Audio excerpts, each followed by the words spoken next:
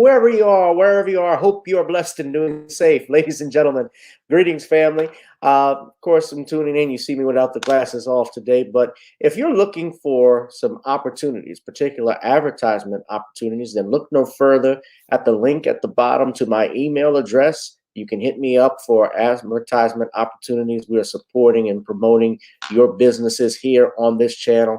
You can also, if you would like to donate and subscribe to our Patreon, a link is at the bottom as well. So you have multiple ways in which you can advertise with the platform by emailing me when we go on through our live stream. You also have access to premium content, those that want to see premium content that you will not find here on YouTube or Facebook or Twitter, as I am suspended probably by now. You guys can check out the Patreon at link at the bottom. But advertisement opportunities, definitely email me, gavin.0rich1@gmail.com for rates. And for the Patreon, it is the same as the YouTube channel. It is channel gboot2786. All right, I'll holla. Peace. I'm attorney Gavin Richard. I grew up here in New Orleans, so I know how important family, friends, and community are to us. And helping others has been a lifelong passion of mine. If you've been injured in an accident, you may be out of work and faced with large medical bills. You'll need someone to fight the insurance companies so that you can get on with your life. Give me a call at 504-799-2288, and I'll be with you all the way. The law offices of Gavin M. Richard, going the distance so that justice may be served.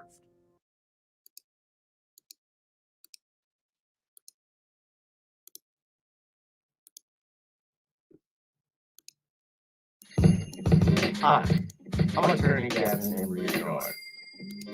Check out my latest book, The Commonwealth of Pennsylvania versus William H. Cosby Jr., The Destruction of Due Process in America. For approximately 2 years now, I have gone on a painstaking quest to investigate the rise and fall of an American icon, Bill Cosby. In the mid-1980s, there was not a star that was higher than Cosby. Advertisements with Coca-Cola, Yellow, Kodak, along with the #1 television show for 5 straight years in a row. On Thursday nights, it was must-see TV on NBC. Cosby resurrected the genre of the traditional family sitcom that was once thought dead by television critics. He did this as a Black American with an all-Black cast and showed mainstream network executives in white America that it was possible to be successful without showing the worst in people. He also demonstrated the power that television had, as it can make younger people dream to be the best that they can be. However, like many celebrity stars, unfortunately, they all come crashing down, sometimes by their own fault, others not so much. In this book, I attempted to highlight certain things. We go in depth into both of his trials in 2017 and 2018, respectively. What if I told you that these criminal trials were politically motivated by an overzealous district attorney?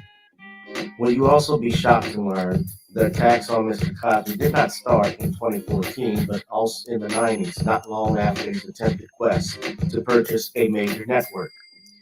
From where did all of these allegations of sexual misconduct come from? Were the accusers telling the truth? In the 2 years of research, with some help from others interested in learning the truth and facts about this case, we discussed both the legal reasons why his prosecution and trial were illegal, unwarranted, and also the possible personal motives as to why this may have occurred. Most importantly, we warn about the dangers of prejudice and why trial by social media, or mainstream media rather, should never be the norm. All this and more in The Commonwealth of Pennsylvania versus William H. Cosby Jr., The Destruction of Due Process in America. Available on Amazon this fall in Kindle and paperback format.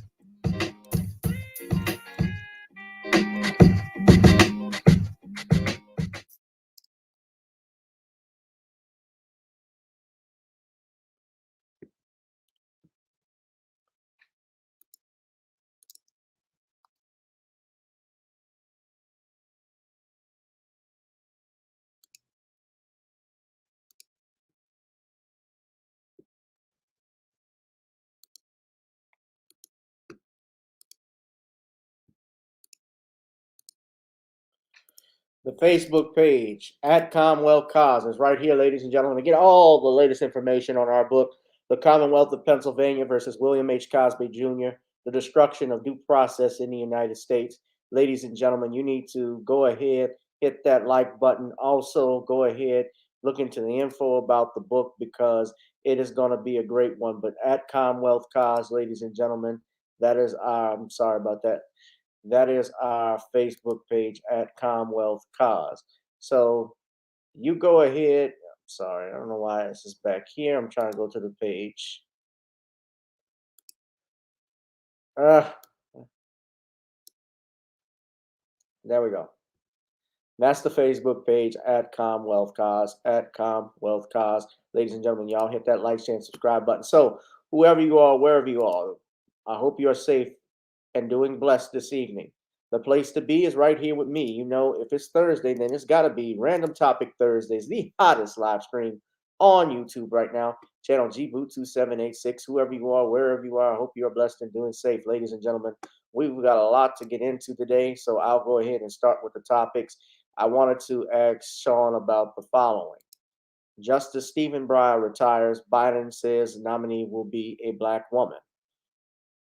No black coach is hired with 10 head coaching openings in the NFL.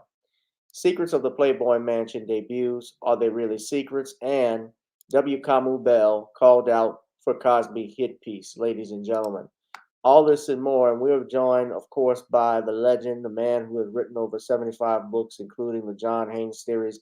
And the latest book, Stop Simping in Cyberspace. He's working on another book called The Woman Crisis, which is a spinoff sequel to The Man Crisis. Ladies and gentlemen, I'm talking about Shawn James. Shawn, good evening. How are you, sir? Good evening, Gavin. How are you? I'm doing fine this evening, ready to get this thing started. And ladies and gentlemen, we're going to go ahead. Before we get things started, we're going to pay some bills. You know what we like to discuss, of course, and promote on this business. And we promote everybody's business. If you got business ideas, let me know. You know how to hit me up at gavin.grich1@gmail.com for rates. So we will say the following. I would like everyone to go to our website and pick up some NawniesCreoleBlends.com. Hit that shopping cart right there and order you some NawniesCreoleBlends.com. Try it on chicken, meat, or fish. Nawnies goes great with every dish, ladies and gentlemen. Also, we would have to go ahead and when you go there, I know sometimes it'll say continue shopping, but you hit the continue shopping mark in order to purchase that. So that way, when you do that, you just add it to your cart, and then you'll go ahead and you can check it out if you'd like to do that. Shawn's gotten some, Darius got some, Black Mama, I believe, got some. A lot of people have gotten this, and it is Bomb's Burgers, ladies and gentlemen. What's up to Brother Bernard, who's in the chat and watching, ladies and gentlemen. Also, we'd like for you to check out my music. We have songs such as Video Soul, which is available on Spotify right now. Video Soul was my latest single. We actually have another one with some more music that I'm working on, and I should be finishing up this weekend. A song instrumental I'll be doing, and that's Video Soul. That's on Spotify. It's a cool little beat. I thought of video games when I was making that one. And of course, ladies and gentlemen, our theme song for tonight, as always, and every night, is Got to Get On Up, because before we get on down, we got to get on up. So we're going to bring Shawn back in a little bit, ladies and gentlemen. But until then, let us pay some dues and let us get on up.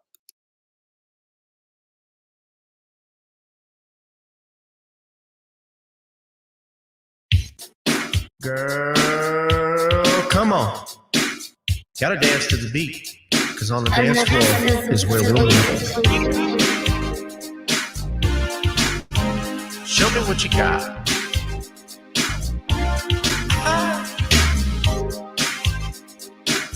Gotta feel the groove.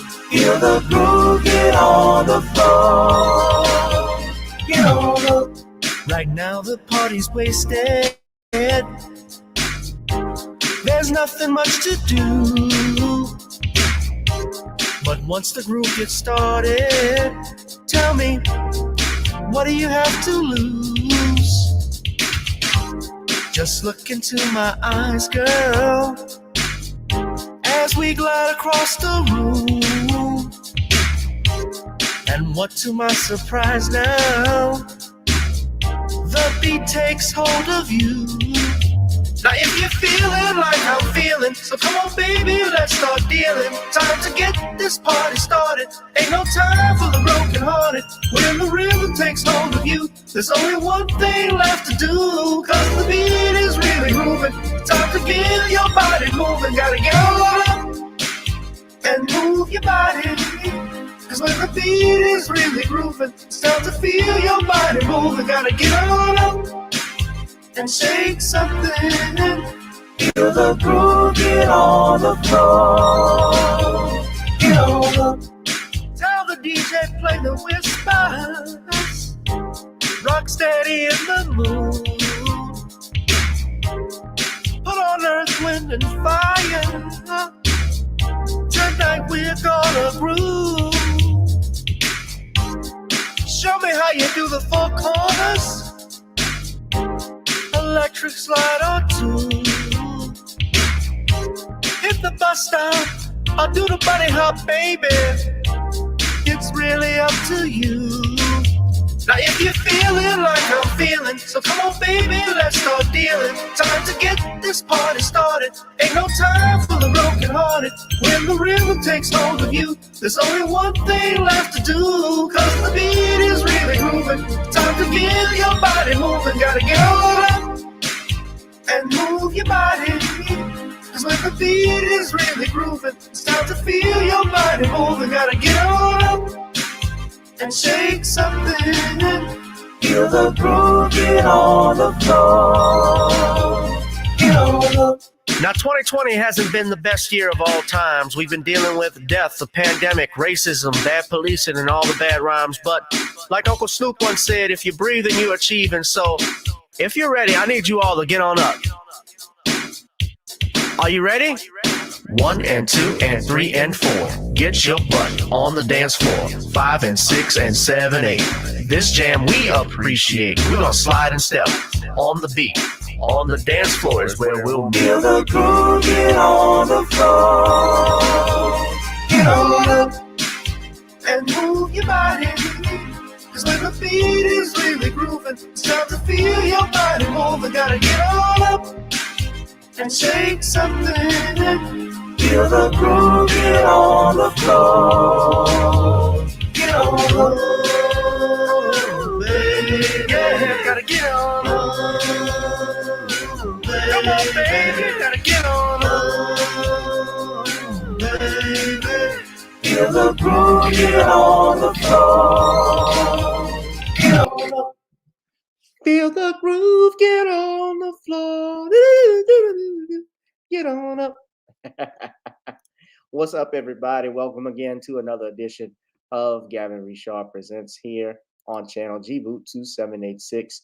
Whoever you are, wherever you are, I hope you're blessed and doing safe. Let us bring our friend and colleague back, Mr. Shawn James. Shawn, how are you again? I'm good, Gavin. Again, how are you? I'm doing good, Shawn. Let's go ahead, brother, and let's get into the random topics. But I guess before we do that, if you want to do a plug-in, why don't you go ahead and do that right now, Shawn?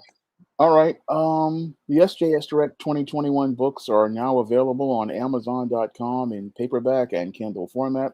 And these books include John Haynes' Taking Care of Business, ISIS Revenge of the Cyber Goddess, E-Steam Cancellation, and Stop Simping in Cyberspace. And you can get all 4 of those books on Amazon.com in paperback and Kindle format. You can also find them on Smashwords, the iBook Store, and Google Play. All right. So that's pretty cool. That's good. You saw that. I want you all to purchase our brother's books and support him. But buy Stop Simping in Cyberspace. I love personally The Man Crisis. It's a book that I have that tells a lot about our society. And you're working on The Woman Crisis, Shawn, which will debut this year.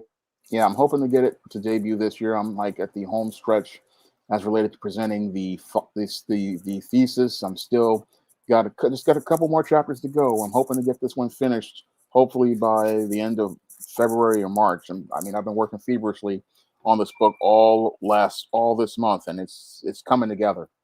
Yeah, cool. Well, Shawn, let us go ahead and talk about one of our major topics tonight. That is Supreme Court Justice Stephen Breyer, who is retiring or has officially retired, according to reports from NBC News. The justice released his retirement speech to the public on yesterday. And now it is being reported, according to his campaign promise, that President Joe Biden will nominate a Black woman to be his replacement. Let us go to NBC Reports fair use. Fair use. I don't want a copyright strike, but this is Fair Use Act of Fair Use under the Copyright Act of 1976. Section 107 allows for the fair use of news and information for education, commentary, and reporting purposes. Discussed the upcoming vacancy, but said President Biden stands by that campaign pledge to nominate a Black woman to a lifetime appointment on the Supreme Court, and pointed to the diversity of judicial nominees the president has already installed on the federal bench. Does the president believe that the current makeup of the court accurately reflects America's demographics? He has nominated a historic number of judges who are people of color, a historic, I don't know if it's a historic number of women, but a majority of the judges he has nominated are women. That speaks to his desire and his interest in having courts around the country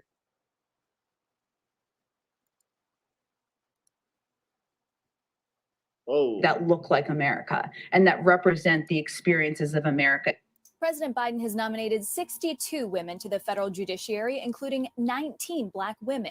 Possible replacements for Justice Breyer, according to NBC News, include Judge Ketanji Brown Jackson, whom the president interviewed personally for her position on the D.C. Circuit Court of Appeals, seen by some as a farm league for the High Court, and California Supreme Court Justice Leondra Kruger. South Carolina Democrat and key Biden ally Jim Clyburn has backed Judge Michelle Childs from his home state to fill the vacancy.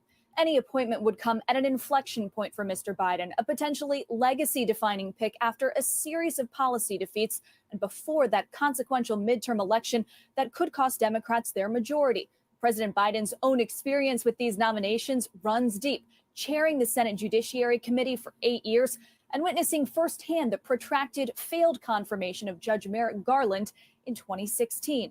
As to whether all 50 Democrats would unite behind the president's pick, today the press secretary told me that's the hope. And likely the expectation. Kayla Taubsi, thank you. Let me say this. We dodged a bullet with Merrick Garland because he's... Please express script. I'm sorry. Can y'all hear me? Yeah, I can hear you.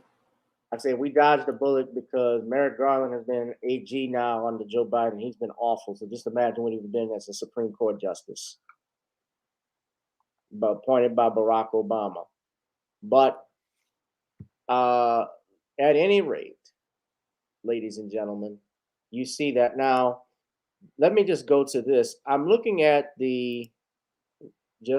some info about this Supreme Court justices that they're picking. Now, one of them that they mentioned, Justice Jackson, who sits on the Court of Appeals, her husband, and I saw this, Tariq Nasheed posted this earlier on his live stream, his name is Patrick Jackson, MD. Now, I'm going to see if I can actually show, because I have trouble from time to time trying to show things from photos because I took a screenshot of this.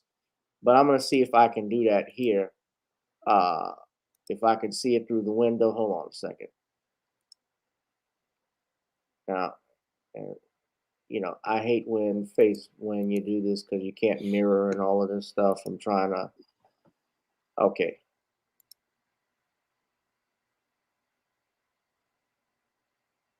Let's see if I can get this here. So it's only going to allow me to do, if I want to share the window, it's not letting me, there's no way for me to go back and forth with it. Hold on. Damn it. All right. I'm sorry, y'all.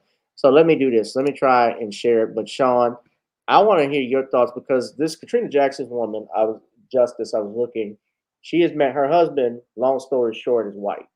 Now, I'm not here to debate on whether or not People can date outside their race. I have family members who are married to people outside their race, and I respect them. I treat nobody differently. Uh, Now, I was just looking though at something he said that did pique my interest.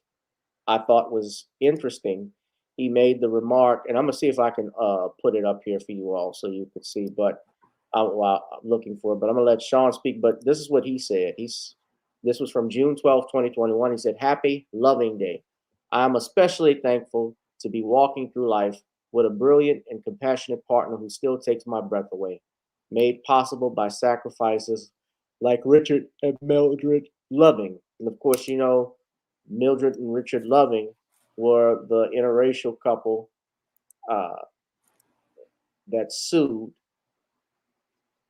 their home state so that they could marry. Because at the time in 1967, before that decision, interracial marriages were illegal across the country. And the Loving decision struck it down. But from what Tariq Nasheed says, she identified as a Native American, if I'm not mistaken. But Shawn, while I look for that, why don't you tell me, what do you think of these three black potential Supreme Court justices? Do you think this is something to be celebrated? Are you happy about it, or what's your thoughts? I am not celebrating this at all because I see what this actually is. This is basically a desperate ploy from the Biden administration to try to win back black female voters. Now, your Joe Biden basically understood that he shot himself in the foot in 2020 when he told all of those black leaders he couldn't do anything for black people. And now that his approval rating is under 40%, what he's trying to do now is trying to pander to those black voters in the hopes of trying to salvage his congressional base and any sort of group to have as representatives in the midterm elections. So basically, what he's trying to do now here is try to go out here and try to get to rally black people behind him now that his ploy as related to the voting rights has failed and his Build Back Better has failed. And now what he wants to do is try to use this Supreme Court justice as a ploy to try to win back black voters with an empty symbolic gesture. Because putting a black woman on the Supreme Court is basically an empty symbolic gesture. What has Clarence Thomas done for black people ever since he got on the Supreme Court? That's the critical question black people need to ask as related to the Supreme Court justices. And we are way past the whole idea of a black Supreme Court justice being some sort of grand gesture. I mean, what most black Americans, especially foundational black Americans, want is tangibles, and we also want reparations. So we don't really care about some ridiculous empty symbolic gesture of putting a black woman on the Supreme Court, because we know that whatever black woman that your Joe Biden puts on the Supreme Court basically is going to be an Aunt Jemima bootleg who is going to be out here to parrot whatever policies that they want parroted, similar to what we have with Sonia Sotomayor, who recently embarrassed herself by going out here and making statements as related to the pandemic that were proven to be wrong. So we know that whoever they pick is going to be some black female bootleg who is not her interest in helping black people, because once she gets this permanent position, she's going to get an I got mine FU mentality. And once she gets the I got mine FU mentality, she's going to think she's arrived, and she's not going to interpret the law for black people. No, like Clarence Thomas, who was on the right, we're going to get the same thing on the left. And all we're going to get is interpretations of law based on whatever the people like Joe Biden want parroted. And we're not going to get anybody who's going to get us justice at all. So I don't really see this as a cause for celebration. Back in the 1960s, yes, Thurgood Marshall was a cause for celebration. But here in 2022, This is a different world for Black people. And Black people, we are past these symbolic gestures. We are past this disrespectful paternalism that your Joe Biden has participated in over the last year, and the disrespect he has given us. We are fed up with the foolishness, and we're not listening to some symbolic gesture. Now, this may get some of these baby boomers or some of these church going Black females to get emotional about this whole process, but most B1 Black folks like myself, we see through the bullshit. And because we see through the bullshit, we look at this and see it for what it is, a desperate ploy from a desperate president whose approval ratings are in the garbage. And now what he wants to do is try to pander to those Black women in an effort to try to get those votes without giving any sort of tangibles, where he gives you this symbolic gesture and says, yeah, I gave you a Black female Supreme Court justice, but we have to remember a year ago, he said he couldn't do anything for Black people, and he still hasn't done anything for Black people except empty symbolic gestures that have done nothing for Black people. I mean, if you really want to help Black people, you would tell guys like your bootleg cream of wheat man Eric Adams to end his jab mandate on the workforce, and you would tell all of these leftist mayors to stop bothering Black Americans, because Black Americans are the ones who are hindered by these jab mandates. But no, I don't want to do that. I want to do an empty symbolic gesture, give you one of these swirlers as a Supreme Court justice, and then have the swirling bootlick in there, who basically is a white supremacist in blackface, and then have this white supremacist in blackface telling you, oh, I'm a Black woman, and I show how America is fair and equal, but I'm not really about presenting anything fair. I'm just pushing the same old white supremacy in a Black face. Well, let me stop you. I want to share something now. This is Leandra Kruger. Yeah, like Freddy Krueger, it could end up being a nightmare. She is the deputy assistant. She was deputy assistant United States Attorney General, and she was confirmed to the California Supreme Court in San Francisco on December 22nd, 2014. So I was just looking up something, and I found out who her spouse was. And this is a website called The Focus. Her husband's name is Brian Huck.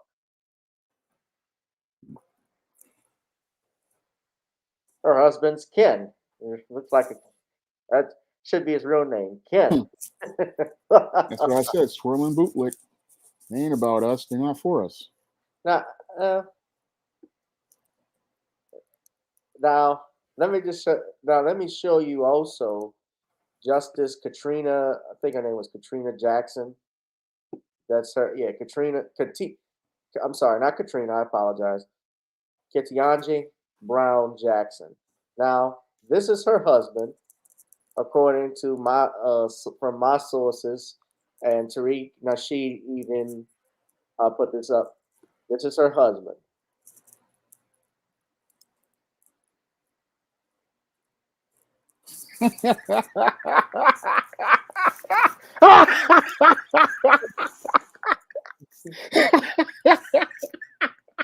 Oh.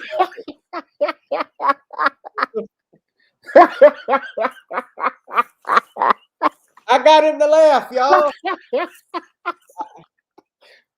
Ooh. Chocolate covered white women. That's her husband. Shawn, come on, It's chocolate covered white women. Hey, they got jungle fever. She got jungle fever. We got jungle fever. They're in love. She goes white boy crazy. I go white girl hazy. I don't know. I can't remember the song lyrics. It was something like that. Joker Joe think he's slick. Yeah. The other nominee, her name, I don't know who her husband is, if she's married. Judge J. Michelle Childs. She's one. Now, she was nominated to the United States District Court by Barack Obama. And let me just give my opinion.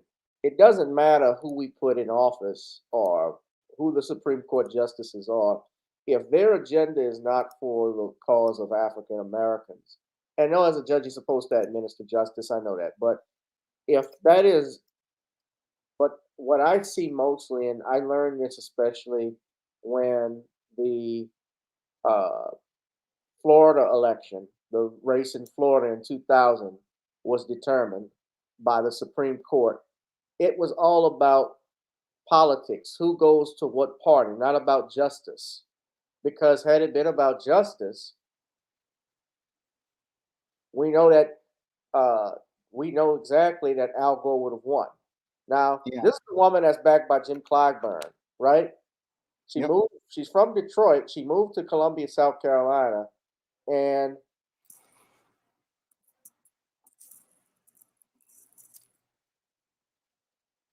so her husband's name is Floyd Angus.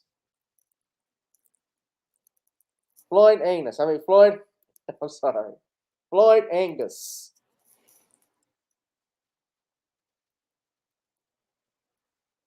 You know that he's got to be old. He met her.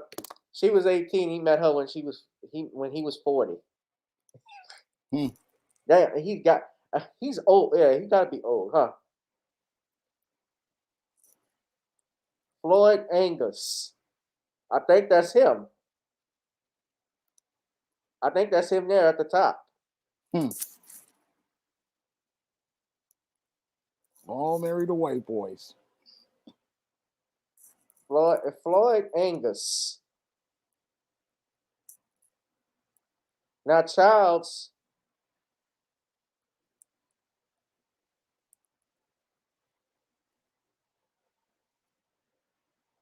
Okay, so interesting. Childs assigned Braddock's case, commonly referred to as Braddock's, the same-sex lawsuit in South Carolina, was originally to be handled by Judge Joseph Anderson, but several weeks after he was signed, Anderson recused himself because, as a member of the Board of Boy Scouts in the Midlands region, he voted to allow gay members but not gay scoutmasters. He said one of the plaintiffs was a scoutmaster and had to be removed. Although he said he could have been fair in the case, his association with the Boy Scouts could give the appearance that he could not be partial. So it was assigned to Childs in last October, and I'm reading from the Greenville Online.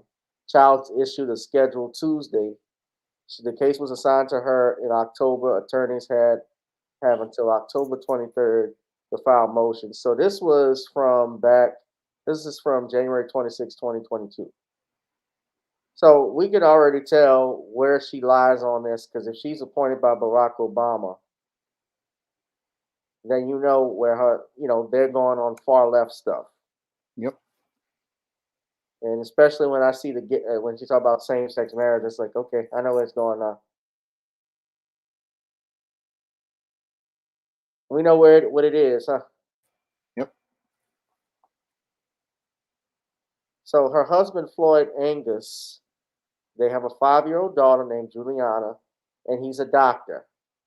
Just like Ketanji Jackson's husband, Justice Ketanji Jackson's husband is a doctor.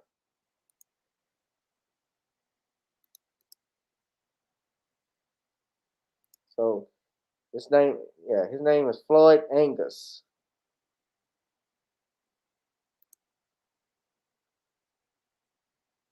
Yeah, that's got to.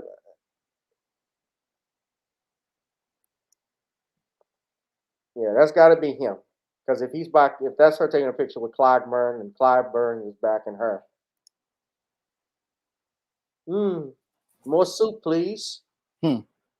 This is y'all black folks getting played. Don't even see the chess moves. Wait, hold on. Let's see who else. Now, there was another justice potential nominee I wanted to see.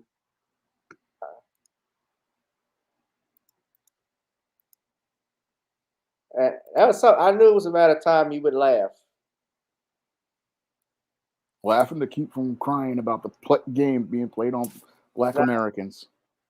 I don't know. Now I'm trying to look at her record, but she's a nominee to be the United States Circuit Judge for the Seventh Circuit.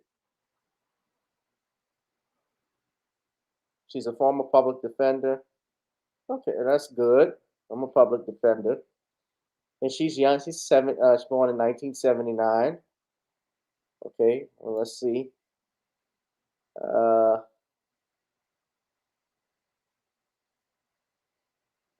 She's not married. Don't see that she's married.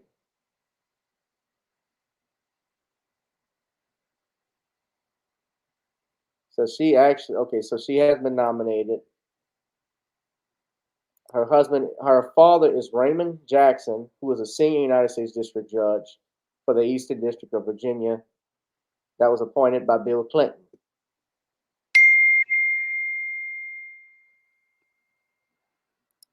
But I see nothing on marital status. I don't know.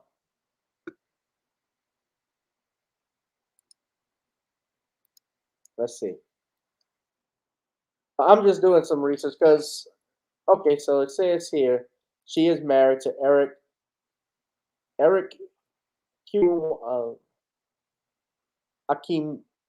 Akiwumi. Okay. Says here that he's a senior financial institution policy and analyst at the Board of Governors of the Federal Reserve System. So she's 42. So these are all the nominees. You got Mrs. Jackson, Mrs. Kruger, Mrs. Childs, Mrs. Akuwimi, Miss Afili, Miss Lee, and Miss Wright. I think all of this is in order. I don't think all of these are in order. I know because we have already identified Mrs. Jackson, Miss Kruger, and Miss Childs, and Miss Akuwimi.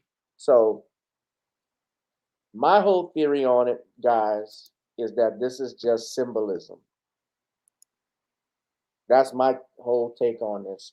We have had, and you were right, Shawn, we've had a Black Supreme Court justice in Thurgood Marshall. And while he fought for Black people in the courtroom, and he was something to be celebrated at that time in 1967 when he was appointed by Lyndon Baines Johnson, what has that gotten us subsequently with Uncle Clarence on the Supreme Court?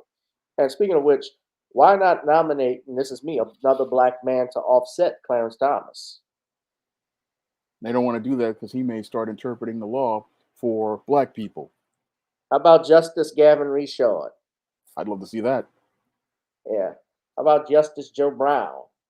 I definitely would want to see that. Yeah.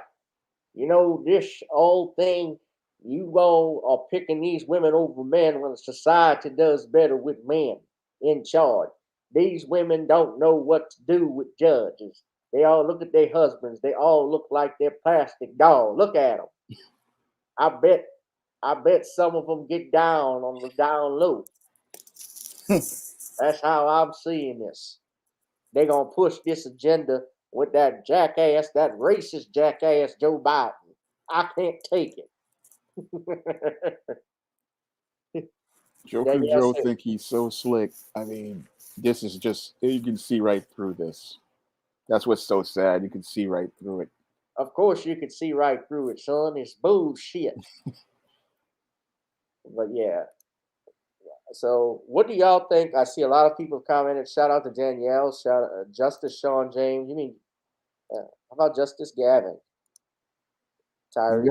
You got the experience. You could possibly be better than these swirlers. These hashtag divestors. Because they don't want to be Black. I'll tell you that much. Outside of it, they not Black women. They see themselves as anything but a Black woman. So this is basically Justice Annalise. Yeah. How to get away with murder. It's just a white female with in blackface. Just a white supremacist in blackface. So Black folks, don't fall for the okie doke. This is a game. Y'all, they trying to play you. Yeah. Let's go ahead. We're gonna keep monitoring this, man. I think and I honestly think a lot of black people aren't catching on, but anybody that nominates Clogburn, that's a red flag to me. Anybody Clogburn supports, that's a red flag. Clogburn is a bootlick. Did you hear Jimmy Kimmel even said that? I thought it was funny that Joe Biden should nominate Anita Hill to offset what he did to her in 1992. Yeah, I didn't hear that, but that's typical of Jimmy Kimmel. But the whole thing is just a pure farce. Right. So next, I want to talk about this. Now, hit that like, share, and subscribe button, ladies and gentlemen. Also, donate to that Cash App if you like the channel. Donate because our channel, of course, they have a shadow ban on us. We're not making any money for this. Thank you, Brother Bernard. He says, great show tonight.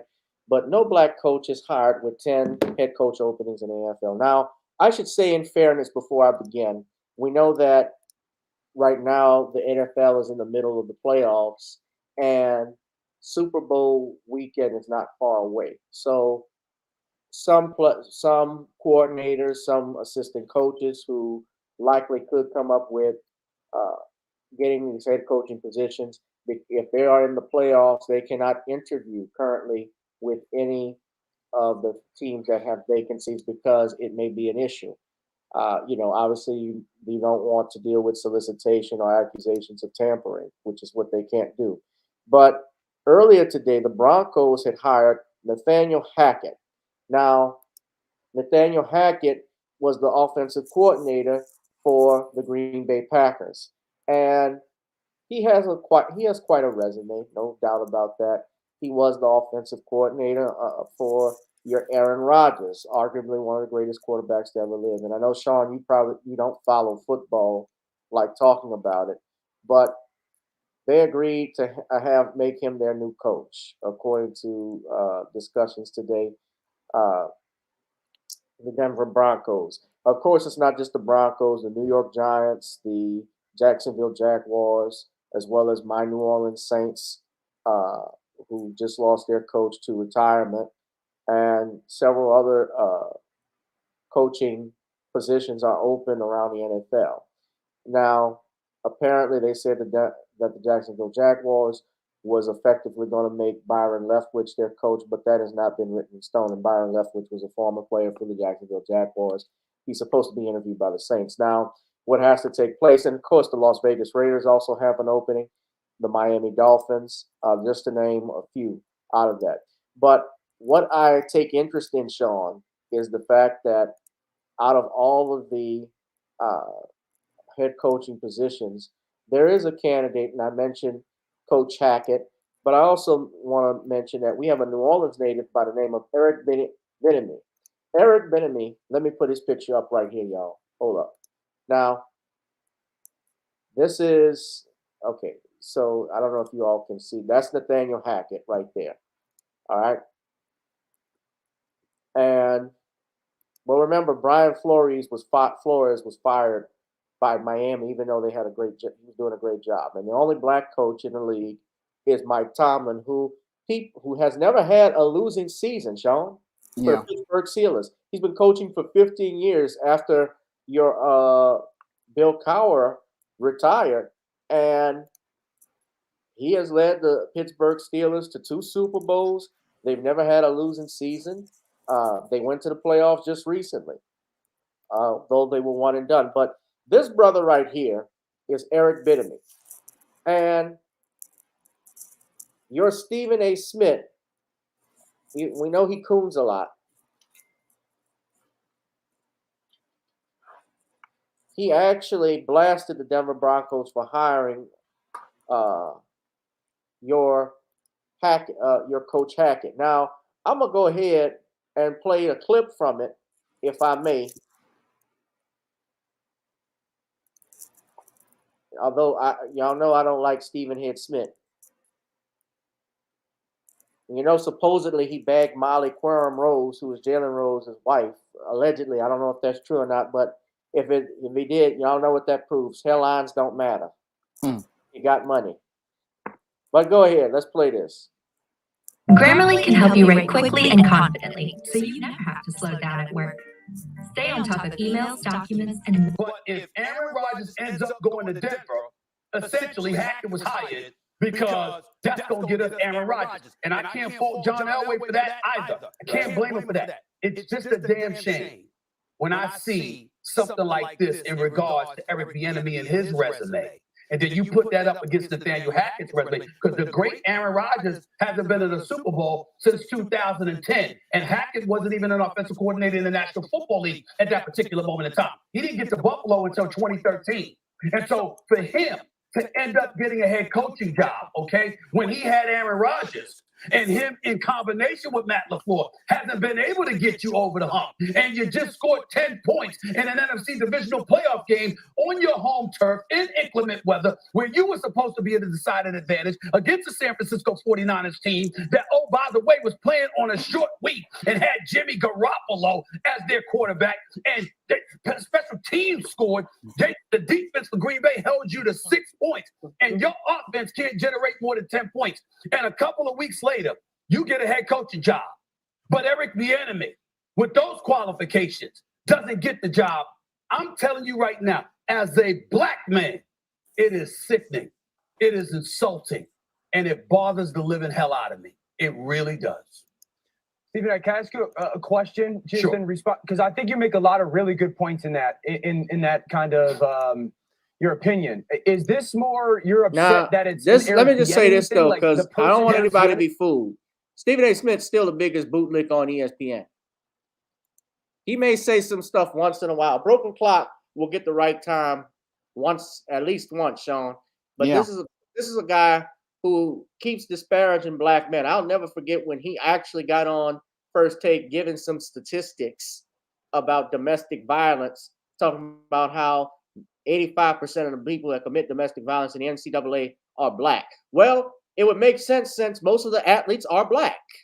That's why. It is not because black people commit, it's because they're athletes. That's why the NCAA, the college program has predominantly African Americans playing in positions. Although they're not coaches, they have some that are coaches, of course, and they're not paid, although they started to do that because they're starting to give these players under NCAA regulations, they're starting to give them money. But I'll never forget that. And you tried to make it look like, well, it's mostly black people that are committing this. It's because it's just the same reason why most white people listen to hip hop. It's because there's more white people in the country. More white people listen to R&B, hip hop. Yeah, they're the biggest consumers. But he is right about Eric Bieniemy, because this is a talent, and I'm going to put something on this brother in a little bit. Because it's the opportunity to get a black coach or a black head coach into the NFL. Which one is the one that It's more Eric Bieniemy because the Yes, he did, resumes Knight Rider. are comparable. In other words, Hackett and Green Bay have been to the playoffs. You've had Aaron Rodgers as your quarterback. Well, Eric Bieniemy, in truth, has had Patrick Mahomes. Sure. Even though Hackett plays a big role in formulating the offensive game plan, Matt LaFleur calls the plays. Even though Eric Bieniemy plays a significant role, all right, in most cases, Andy Reid calls the plays. Even though Andy Reid has come on the record and said that Eric Bieniemy calls some plays too. So now it's even Steven, per se, no pun intended, okay? Here's where we are. Well, you can't get to a Super Bowl. I've been to back-to-back Super Bowls. This is my fourth consecutive AFC Championship game. You went and lost back-to-back, but before that, you lost divisional playoff games, and you lost the divisional playoff game this time around. So that makes Eric Bieniemy having a better resume. And none of that gets taken into consideration. And if it's because he can't get Aaron Rodgers for you, and Nathaniel Hackett can, I can't fault John Elway for that. If I had a chance to have Aaron Rodgers instead of Teddy Bridgewater or somebody else, hell yeah, I'm taking it. He's a generational talent. We have to transcend the talent. We get all of that. But the resume, Eric Bieniemy has a better one. And the fact is, it doesn't matter today. It really, really, really doesn't. And it's a damn shame. It really is.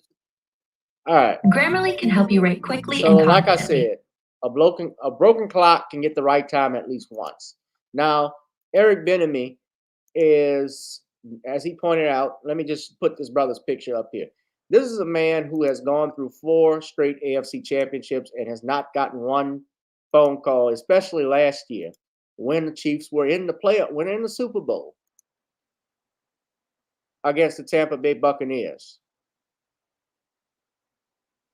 And I'll never forget when your Denny Green, coaches like Denny Green, who led the Vikings to multiple NFC championships, he got fired. They bring in a couple other coaches like Mike Tyson. I remember Mike Tyson wasn't shit. I mean, Denny Green was responsible for bringing in Randy Moss and Dante Culpepper, Randall Cunningham. This is Eric Bieniemy. Now he's worked with Patrick Mahomes. So Shawn, I know you don't follow sports, but what do you think of the NFL with the lack of black coaches? This coach, and I know he can't. I know he's, and again, I do stress in fairness. Yes, they can't interview him while the team is actively in the playoffs, but he didn't even get it last year when they went to the Super Bowl. He went to 3 straight AFC championships. Well, I'm wondering if there is some sort of discrimination here because you would think with all of these black coaches available for work, you could find at least one of these head coaches. And based on their record, on the merits of their record, you would think you would be trying to recruit one of these black coaches because you want to win. I mean, the NFL is a business, I thought. And in a business, I would think you would want to go out here and hire the best players so that you could go out here and win the Super Bowl trophy. I mean, I thought that was the initial goal here.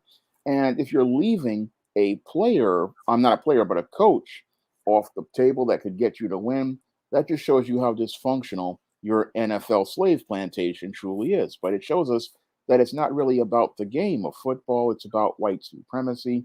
And they don't like the idea of a black man, especially a straight black man, having power and authority over players. They don't really like the idea of a black man having final say over how the game is played.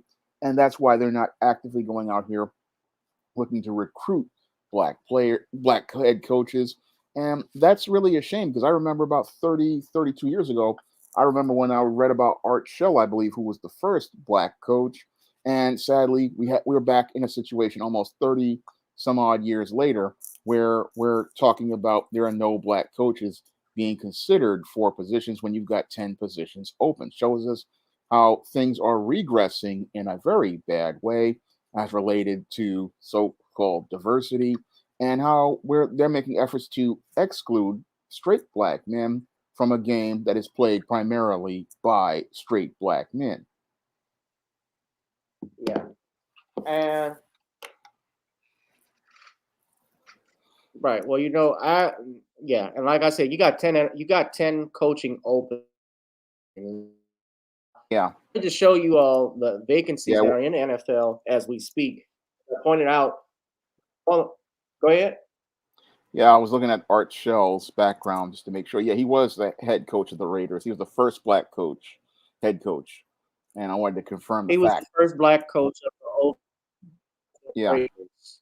That's correct. Back in the 1980s, 1989 and the 90s, he got rehired again, had that one losing season, was one and done with the Raiders.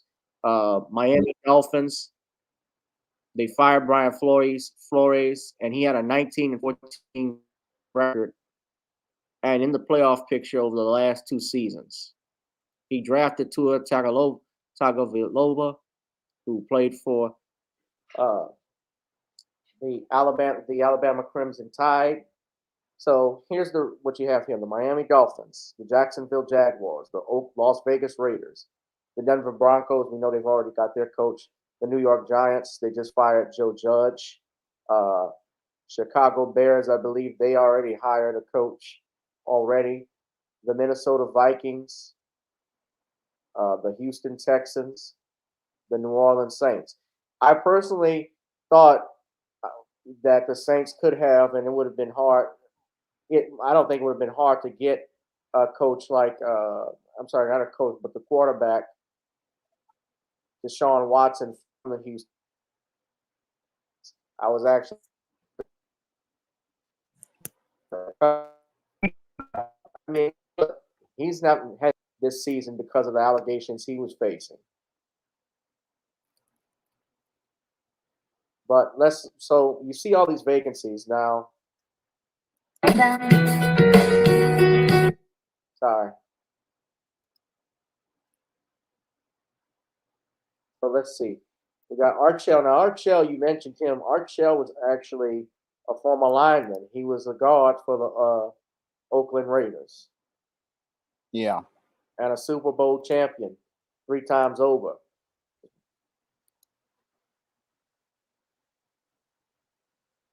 Yes, he is a legend. So that's Art Shell there.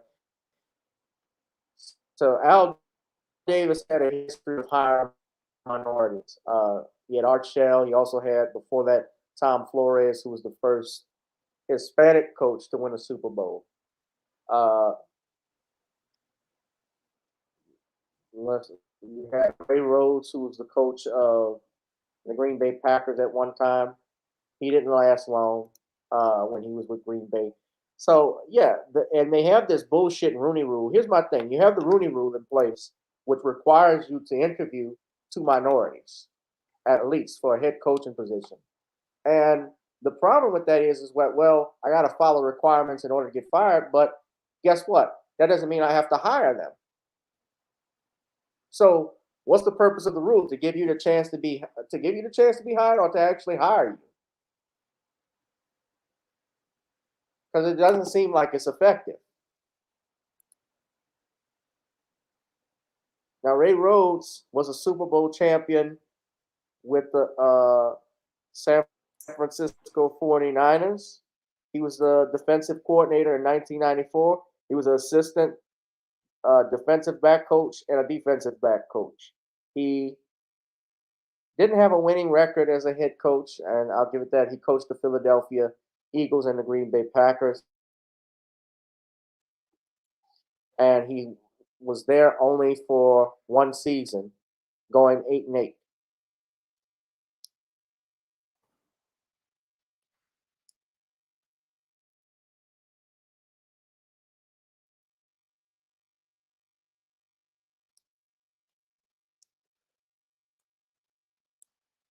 And this was a former coach of the year. So I remember Denny Green. You remember him for the Vikings? Yeah. And he's deceased. But he was the one who went viral with and had great success with the Cardinals.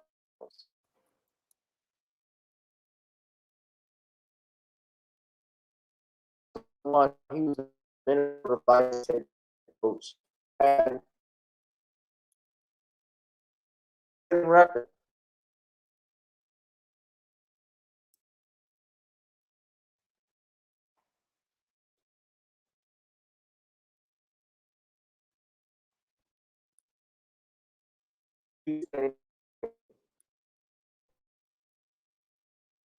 Yeah, you would think he's first team head coach. Mike Tomlin's long tenure would open the door for more black coaches in the NFL, but I guess not. Hell, Tony Dungy, yes, the first black man to actually win Super Bowl. He and Lovie Smith were the first black coaches to compete against each other in the Super Bowl. Said Mike Tomlin has always been a token in your eyes. Well, you know, Tomlin was interesting, though. You got people that want Mike Tomlin out of Pittsburgh. Even Terry Bradshaw says he doesn't like Mike Tomlin as a coach. Now, you have a winning record. And, yeah, you could say he benefits from a great system, but shit, a lot of coaches benefited from a great system, having great players.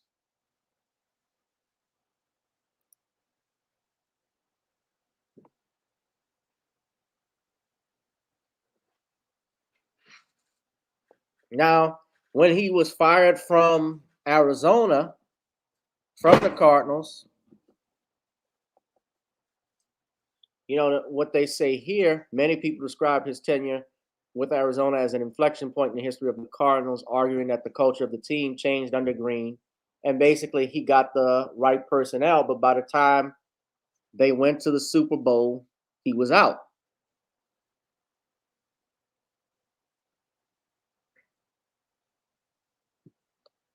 He was fired back in January of 2007.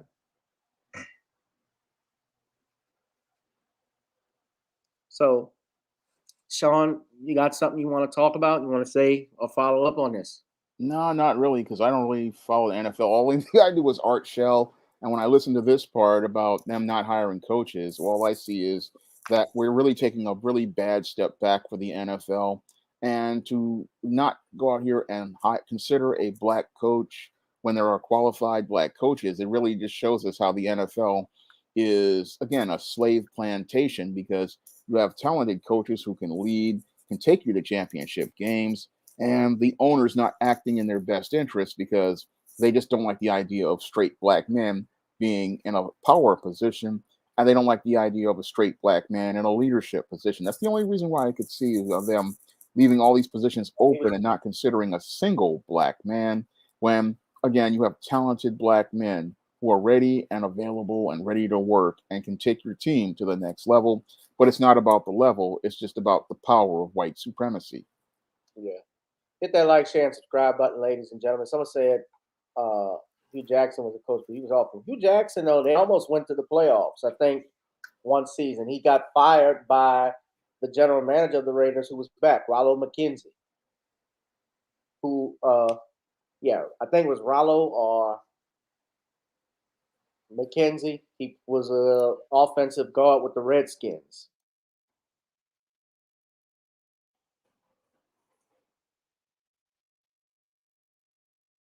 Rollo or Raleigh? Yeah, let's see.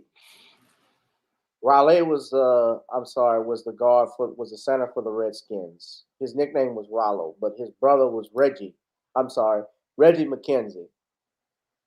He was the Raiders general manager from 2012 to 2018. And now he's an executive with the Miami Dolphins. So, you would think you would have more. Hell, we should have had black owners, but in the NFL, we don't have that.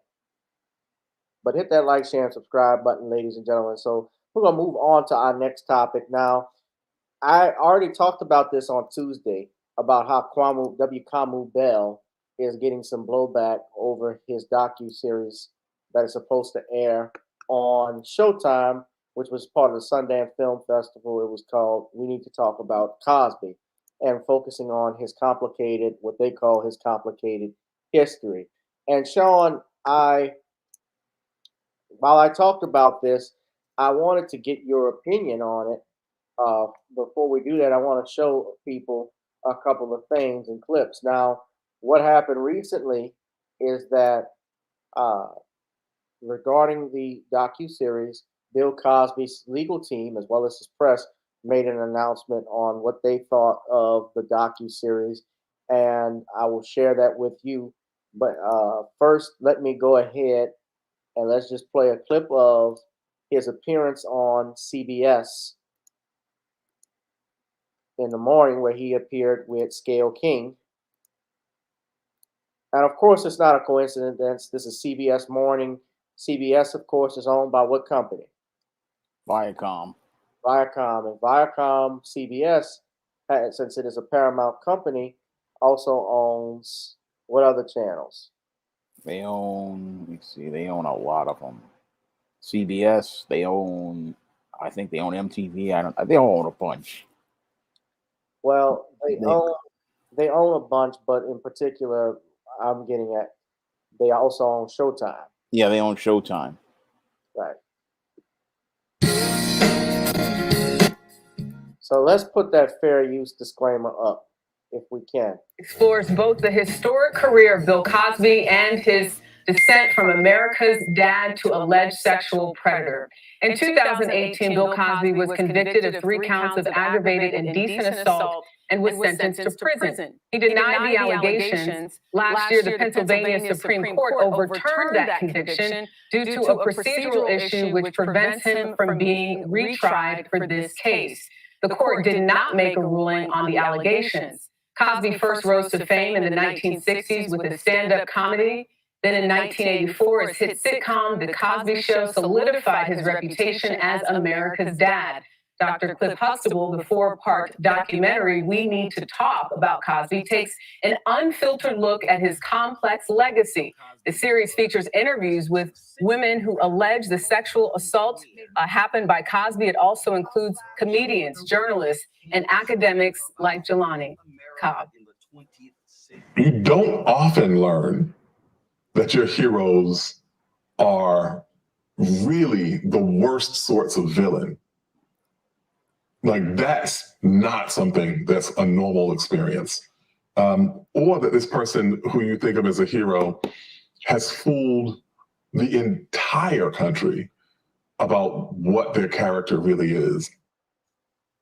W. Kamau Bell is the director and executive producer of the series. He joins us now. Kamau, good morning. As I said to you before we started, covered this case, both trials. I noticed that you said earlier, this docuseries feels like it could end my career, and many times while making it, I hoped it would just go away. So why this film? Why focus on Bill Cosby?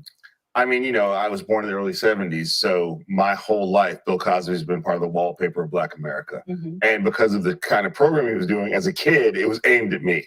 The Fat Albert and the Cosby Kids, picture pages, the Electric Company, it was all stuff that I was seeing all around my life. And so I grew up and then became a stand-up comedian in large part because of Bill Cosby himself. And the Cosby Show felt like I was a member of the family. And so when I found out what we all found out, and I believed that the women were sexually assaulted and raped, that how do you hold on to this? And as Black...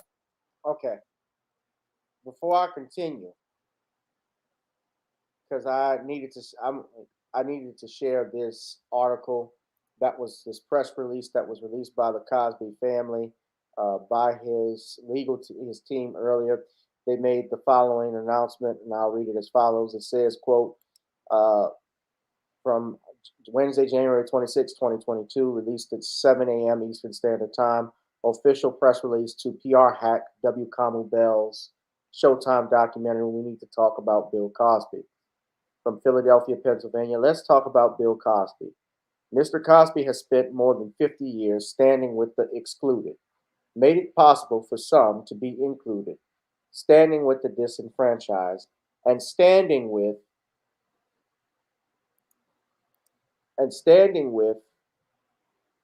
those women and men who were denied respectful work because of race and gender within the expanses of the entertainment industries. Let's talk about Bill Cosby. Mr. Cosby continues to be the target of numerous media that have for too many years distorted and omitted truths intentionally. Despite media's repetitive reports of allegations against Mr. Cosby, none have ever been proven in any court of law. Let's talk about Bill Cosby. In June 2021, the Pennsylvania State Supreme Court released Mr. Cosby, and the court's Chief Justice defined the Pennsylvania Montgomery County District Attorney's behavior as reprehensible. Let's talk about Bill Cosby. Mr. Cosby knows the realities of prosecutorial violations and that those violations are threats to the integrity of our nation's criminal justice system. I want you to all read this. I'm going to click back on this huckster in a minute.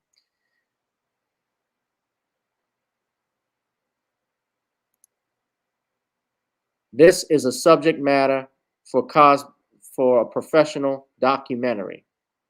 Let's talk about Bill Cosby. Mr. Cosby vehemently denies all allegations waged against him. Let's talk about Bill Cosby. He wants our nation to be what it proclaims itself to be, a democracy. Best regards, Andrew Wyatt, Purpose PR firm. So that was the press release from Bill Cosby's attorneys. Now let's go back to this sucker. While making it, I hoped it would just go away. Now, on my life. And so I grew up and then became a stand-up comedian in large part because of Bill Cosby himself. And the Cosby Show felt like I was a member of the family. And so when I found out what we all found out, and I believed that the women were sexually assaulted and raped, that... Now that's another lie that they are pushing. He says that the women were sexually assaulted and raped. all of the women, Shawn, don't allege rape. If you listen carefully to the allegations one by one, you can't just lump them in. You can't just lump them in. No. But this is what they do. How do you hold on to this? And as Black folks, it's a conversation we've been having amongst ourselves a little bit, but I feel like this was the time to sort of bring it all together. At the time, he had been sent to prison, what we thought was going to be for. But as you point out in your documentary, you said you were used to difficult conversations. Yeah, on my show, United Shades of America on CNN, famously my first episode was with the Ku Klux Klan. So this is like, somehow it's become part of my brand to have difficult conversations. What do you want us to get out of it? Because listen, you really went all the way there in terms of the people you interviewed and the things that they said. I thought were stomach turning. Some of the things I hadn't heard before. I mean, there's a couple of things. One, I think a lot of Cosby's career involves the history of Black America in the 20th century. Roland Martin makes that point, and I think we don't want to throw that away because there are important things like Cosby integrating the stunt industry for Black people. Yes. And the other part of it is this is bigger than Cosby. Like, powerful men in media sexually assaulting, harassing, raping women is a story that is not one man, one net. Okay. So, Shawn, you hear this. Yeah. Now, let me ask you, so you can start talking about this. Do you think Bill Cosby from 1964-65 was powerful enough to sexually assault women, most of whom were white, and get away with it for 40-something years? No, not at all. Why not? Because in this country, a white woman, all she had to do was just say something happened. And if she went to the police, they were going to go and arrest that Black man. And if she didn't want to go to the police, she could go to a bunch of white guys and have that Black man lynched. So you're going to tell me that during the days of Jim Crow here in America and discrimination in places like California, a Black man is going to go out here and sexually assault a white woman, and she's going to be in fear of her life, and she's not going to have any recourse against a Black man? That's ridiculous, because we know in this country, white women don't fear Black men at all. They know they can go out here and go to any sort of law enforcement and get that Black man practically locked up for life. So when I look at this buckwheat looking bootleg with his so-called, as I call it, docuganda. I call him a broke ass Questlove. Yeah. But he's got this docuganda, and that's a new term I'm making, documentary and propaganda, where he's trying to demonize Bill Cosby as this Black group. And what he wants to do is push this narrative that the mainstream media has been trying to push for the last 5 years or so, that Bill Cosby is this Black brute. But that whole narrative falls completely apart, because when we look at this docuganda, we don't see any presentation of any sort of facts as related to the case. And if he's making statements saying that your Bill Cosby participated in sexual violence, that's on a bordering on slander, because Bill Cosby was never had to deal with any sort of charges as related to rape at all as related to his case. And many of these same people with their allegations never made that claim. What they're trying to do is they're trying to exaggerate the story and turn Bill Cosby into some sort of sexual predator. And they're trying to push the same narrative they've been always tried to push with heterosexual Black men, to demonize them, presenting the whole idea that Black men are obsessed with white women and Black men are these sexual predators who lust after white women. And that's what they're trying to do with this whole narrative, with this, we need to talk about Bill Cosby. No, what we need to talk about is this docuganda that they keep trying to push, and how they try to use this as a covert way to participate in promoting anti-Black racism. And we need to talk about how we have a real serious bootlick problem in this country, especially with these bootlicks like this W. Kamau Bell, who basically is out here making this docuganda. Basically, he wants to try to get his career out here based on trying to crush Bill Cosby, no different than your Hannibal Buress. I mean, these white supremacists must have promised your W. Kamau Bell Professor Blackburn said the same thing. Yeah, he promised him the same deal that he got Hannibal Buress. But your W. Kamau Bell doesn't understand that whenever white supremacy gives you a deal like that, eventually they're going to break you. So he's thinking, I'm getting a deal by going out here and stepping and slandering Bill Cosby. But we know what's going to happen to him in the end is the same thing that happened to Hannibal Buress, who is currently flipping burgers at the Jack in the Box. And that's what he's doing right now, because once white supremacy gets through with you, they eventually get rid of you. We all know it happens all throughout the industry, everywhere where we sit. So the idea being that we have to figure out how to create a safer industry. In four parts, you spoke to a lot of people, but you didn't speak or reach out to Cosby's camp, and they commented and said that they're having a bigger statement tomorrow, but basically called this baseless and had problems with the fact that they didn't have any input, I guess, in this film. I mean, Bill Cosby and his camp has been very clear about where they stand on this, and this to me is about reckoning with the legacy and reckoning with what we can learn from this. And I think we have clips of Bill Cosby throughout to show what he thinks about these things and how he feels about these things. It didn't feel like if you're going to put the survivors in here, that you also then put Bill Cosby. At the time when you were shooting, wait a minute, whoa. I thought this was a documentary. I thought a documentary film, you were talking about a subject matter. This is the definition of a documentary. According to Wikipedia, it says document reality primarily for the purposes of instruction, education, or maintaining a historical record. Bill Nichols characterized the documentary in terms of a filmmaking practice, a cinematic tradition, and mode of audience reception that remains a practice without clear boundaries.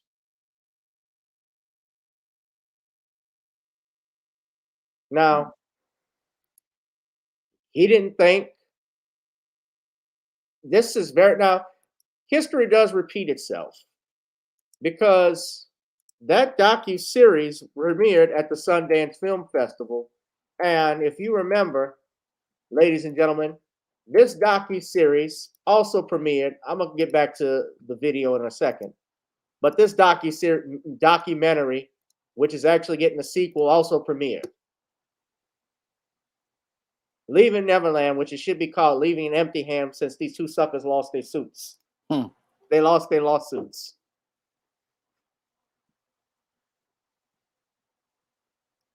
This debuted at Sundance Film Festival. And the response from critics, there was a media backlash. Remember, they started to take Michael's music off the radio. The Simpsons even pulled one of their episodes, Stark Raven Dad, where Michael was a guest star, and you had a writer for The Simpsons saying he believed Jackson used the episode to groom boys for sexual abuse. That never happened. A London concert produced by Jackson collaborator Quincy Jones removed Jackson's name and album titles from its advertisements. And despite the negative publicity, Jackson's honors were not rescinded. How are you going to rescind something that somebody you gave to them? You're going to knock to their house and say, let me get your Grammys back? Let me get back your awards? Let me get back your scholarships you earned? Your doctorates? That's insane. This is the dumbest shit I've ever heard. It makes no sense.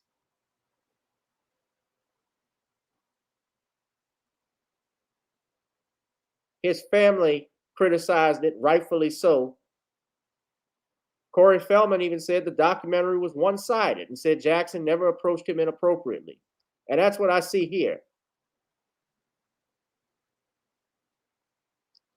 The family did a rebuttal called Neverland Firsthand, investigating the Michael Jackson documentary. But I bring this up because I want to focus on Sundance. Now, I told you all the last time we talked about the Sundance Film Festival. It's produced by the Sundance Institute, and it was founded by Robert Redford.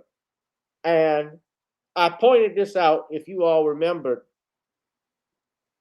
that the film festival, one of the directors was a guy named Sterling Van Wagenen.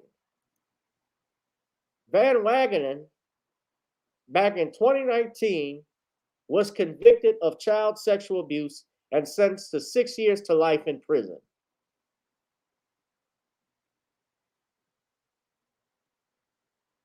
And they have this is the co-founder of the Sundance Film Festival with Robert Redford. Does he have a docu-series to your knowledge? Do we have a Finding Sterling Van Wagenen? Do we have a We Need to Talk about Sterling Van Wagenen or Surviving Sterling Van Wagenen? Surviving Roman Polanski? Surviving Woody Allen? I know his daughter had something called Allen versus Farrell that came out.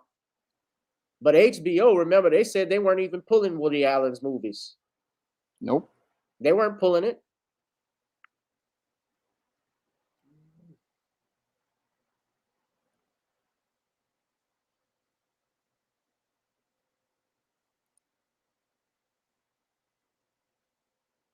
Yeah, that Tasha K treatment.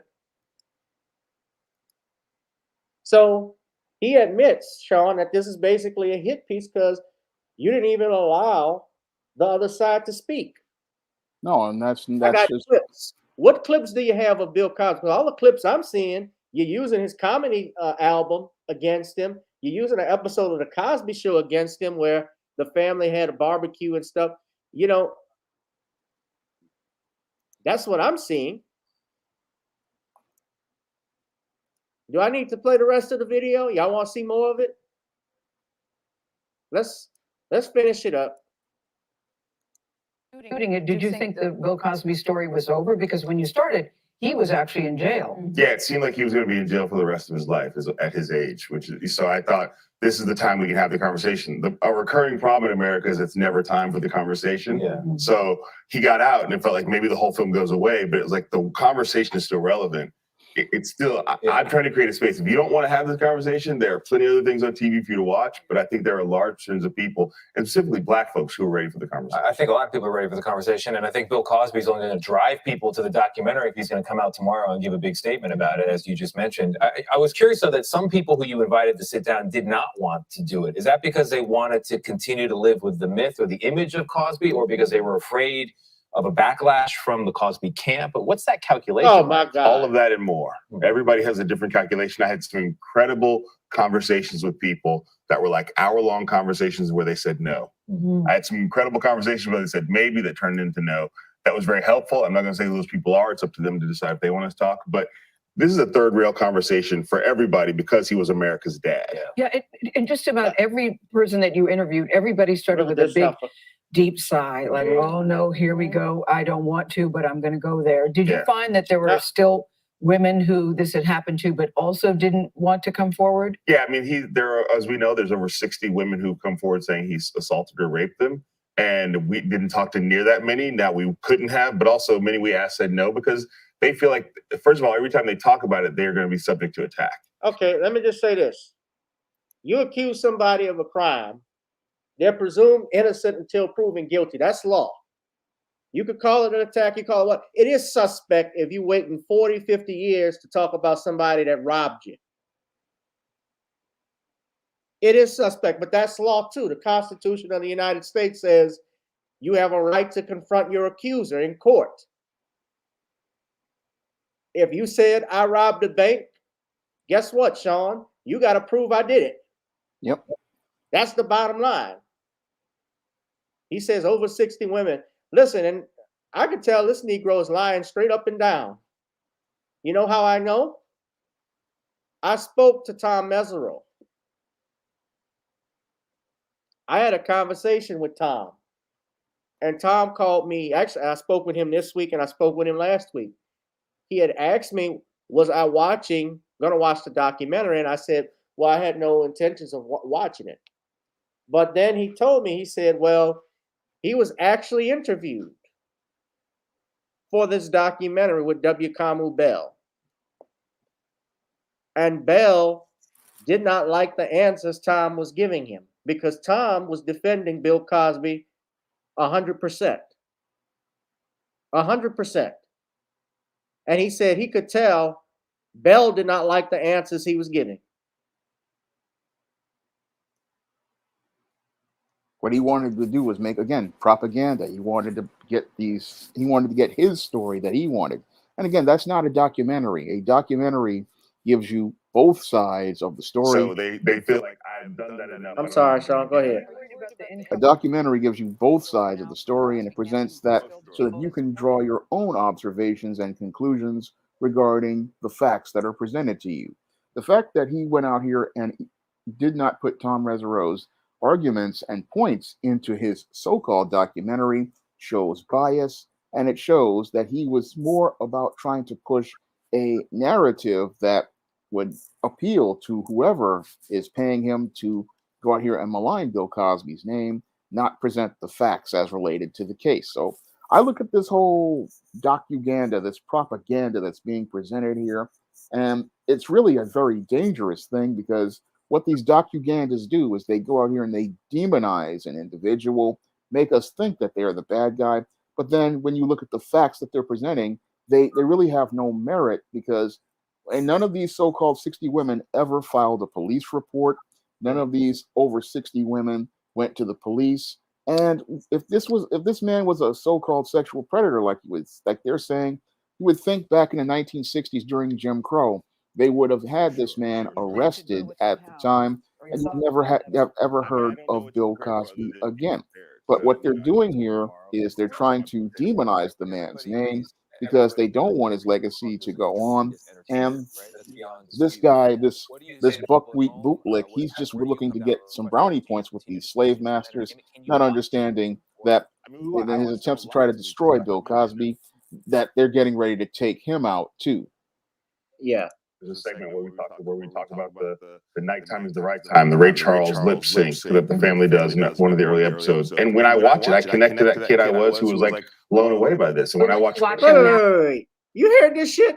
Yeah. It's talking about the Ray Charles skit, connecting it to, oh my God. Do you continue to consume that entertainment? Can you watch him? Or I mean, I watched him a lot to make this documentary, and there's a segment where we talk about the nighttime is the right time, the Ray Charles lip sync that the family does in one of the early episodes. Oh and when my I watch God. it, I connect to that kid I was who was like blown away by this. And when I watch him now, Yeah, to separate the art from the artist in less than 30 seconds. we do that all the time. And we all separate the art from the artist all the time. I think if I watch Cosby, I'm still doing it in the context of the bigger story. And you have 3 daughters. I have 3 daughters. So this means even something. Yeah, at some point, this will stumble across their faces, and I will have to explain to them this is good in an age-appropriate way. This is the bigger story. Yeah. Wow. How did you feel when it was over, when you had talked to the people that you talked to? There were so many moving, poignant moments in this documentary. It doesn't feel over. It feels like it. I mean, it's. I don't know when this is going to feel like it's over, but it doesn't. It feels like it's just beginning because the conversation that is important is not the doc; it's the conversation after people watch it. And you said you want to create a safe space. You left the documentary saying, "I want women to feel safe to come forward and speak." It's about specifically the entertainment industry looking at itself and going, "How do we create more safety and accountability?" And then America as a whole, how do we make victims and survivors of sexual assault feel like they can get justice and healing in a way that they don't feel now? It's still underreported. Thank you very much. I started out watching 1 episode, and before I knew it, I had watched all 4 of them. It's very, very powerful and very well done. Thank you. Congratulations. And happy birthday to you tomorrow. Kamau Bell, thank you for coming in person in the studio. You can watch. Who cares about his birthday?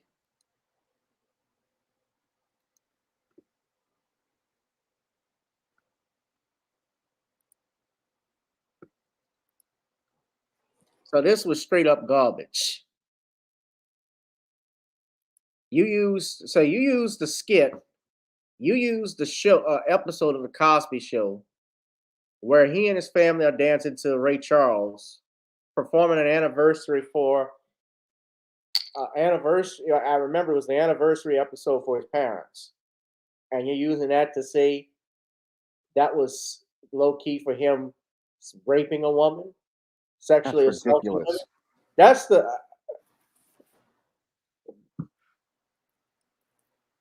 and Gayle King, Stale King, Stale, you don't want the smoke again. Because if Snoop Dogg can backtrack, we won't. Snoop can backtrack, we not. I'm not backtracking a thing. You want to backtrack on her? Shawn, you want to backtrack on Stale co-signing this?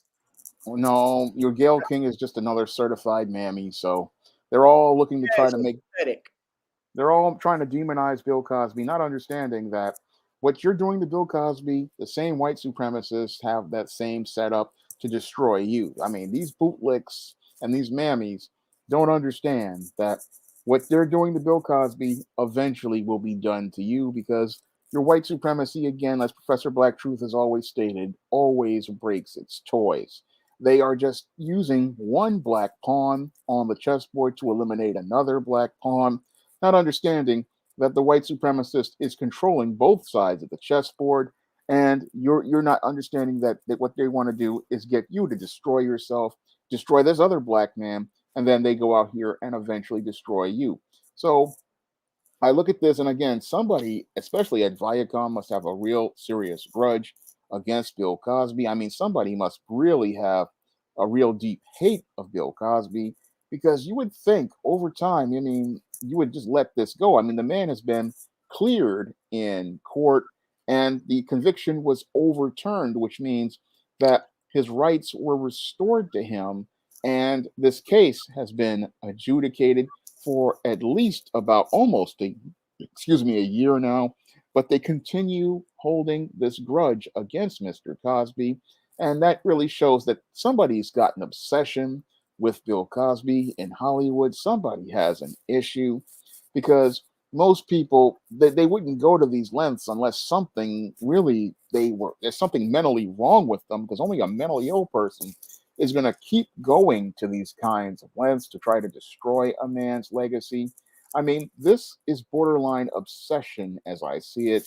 And when I look at this Kamau Bell, this buckwheat bootleg, I mean, this guy is one of the most desperate people. I mean, he's sitting here married to a white woman and going out here parroting whatever narratives his white supremacist slave masters tell him to do. And he's not really, he's thinking that he's getting favor with everybody, but everybody sees him for the fraud that he is. They see him as the clown that he is. And what's really sad is these people keep pushing, not seeing how they're actually proving Bill Cosby's point that there's clearly something, as I see it, mentally wrong with these people, and something mentally wrong because again, if Bill Cosby was as dangerous as they say he was, why didn't people during Jim Crow talk about him? Because the media would have loved to have gone out here and tried him back then, and they would have had no problem trying him back then. And why would they wait 40, 50 years to go do this? And that's the critical question nobody's really asking. When I look again at this so-called docuganda, which is not a documentary, it just shows me how low American media has fallen. Yeah, amen. This is bullshit. I'm gonna say it like Zeke from Powell. This is some bullshit. Yep. And it's sad because we have a black man trying to bring down another black man who has done a considerable amount for the black community. Is basically was proven guilty before being even found guilty, instead of innocent until proven guilty, which is the basis of our criminal justice system. Our Supreme Court made it clear that it is the burden of the state to prove the guilt of a person or defendant beyond a reasonable doubt. If they have not done so, it's all talk. It doesn't matter if you got 60 accusations or 100. And there have been instances, just so everybody knows, because people will say, well, how come you can't say that? Because there's 100 women saying this. There's 60 women saying this. Most people don't remember the McMartin trial where they said there were hundreds of children that were alleged to have been sexually abused back in the 80s. This happened in Los Angeles, California in 1984, 85. And when it went to trial, the case fell apart because they noticed that the kids, I guess you could say they were lying, but these were young children. They didn't know any better, and it seemed like they were coached to say stuff. But the stories fell apart one by one, by one, by one, by one, by one, by one. Yep. I remember those stories in the 80s, and all those cases fell apart because the kids had been led by adults, and they had not testified on their own. They were led by adults. And when it came to cross-examination, the defense attorneys were able to prove they didn't poke holes. They opened the floodgates. Yep. Yes, and that in the 1980s that was big. But Gayle King is a home.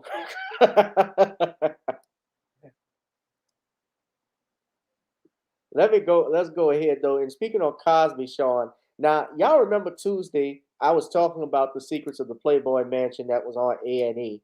I wanted to get Shawn's thoughts. He probably has not watched it, but I did Never, want to talk. haven't seen it, but Have you heard of it?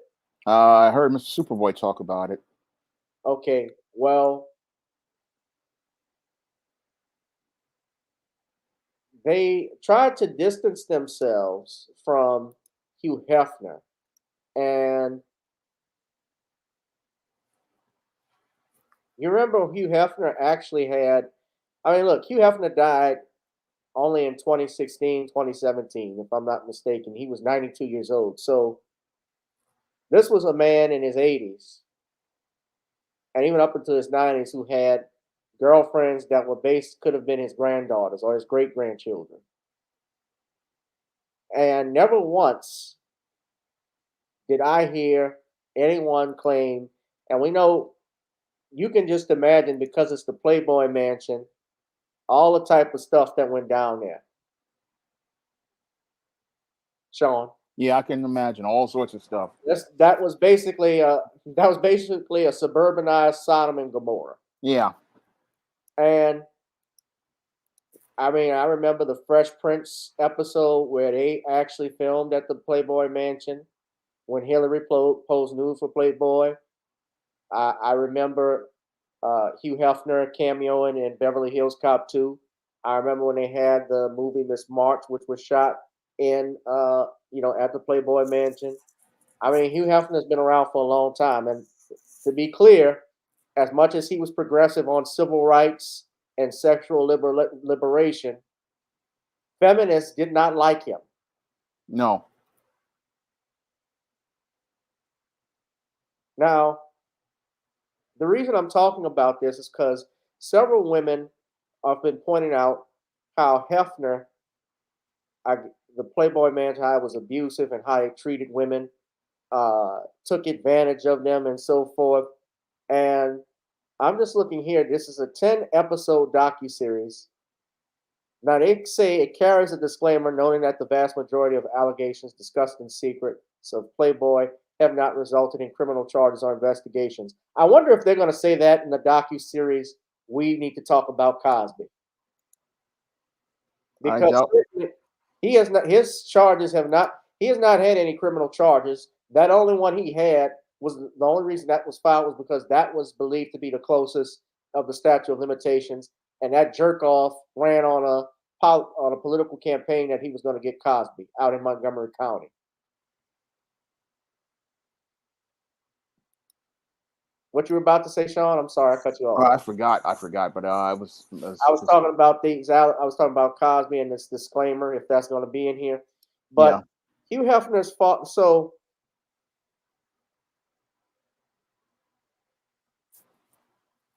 and what was interesting in the docuseries, now I can't show it and I don't want to show episodes of it, but this is Holly Madsen, who was a former Playboy Money and his girlfriend.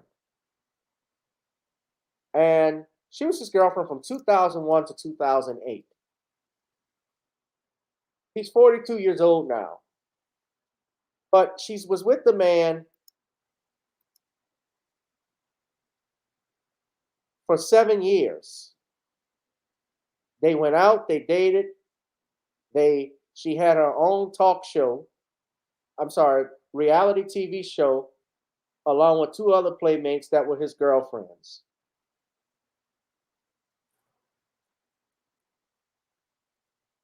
When she was 21, she was not a kid. Yes, she was young, but she's not a child.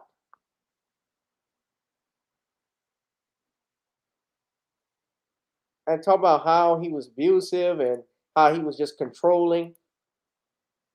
They're doing this docuseries. And look, Playboy Mansion, Playboy Entertainment is not what it is today. No. we already pointed out last year, Shawn, how Playboy had the first gay man on the cover, which was something that was never seen before. And right. And the porno industry, of course, has changed because we have the internet now. People aren't going to get magazines from order magazines from Playboy or cutting stuff out in the newspaper. You can just watch it for free on Hamster. Don't ask me how I know that. I went over all of the sites on my own stream a couple times. Yes, and I'm sure you made plenty of critical examinations. Yeah. So they talk about quaaludes. And believe it or not, one of the women interviewed is one of the women who's accusing Bill Cosby. Her name is PJ Madsen, Shawn. But she's the same woman who accused Marv Albert of biting and raping her. And Marv Albert was able to prove that she was lying straight up and down. Even Marv Albert's victim didn't believe her and called her out.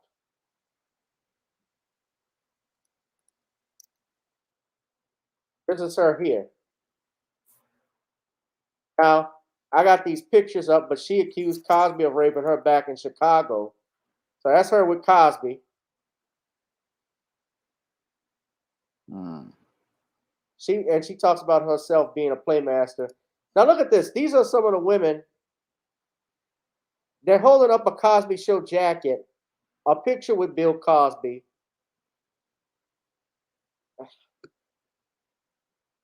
Where did she get the jacket from? Yeah, where did she get that jacket from? That's a critical question. Although you could find certain things on eBay, or you could find things.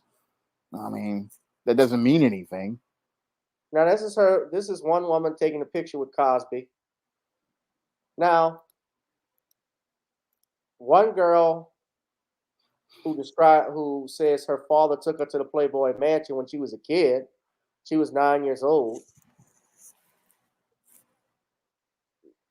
She served as Playboy's head of promotion. And she says the women had been groomed and led to believe that they were part of this family. And he really did believe he owned these women. That was Mickey Garcia who says this. So he approached his girlfriends like a cult.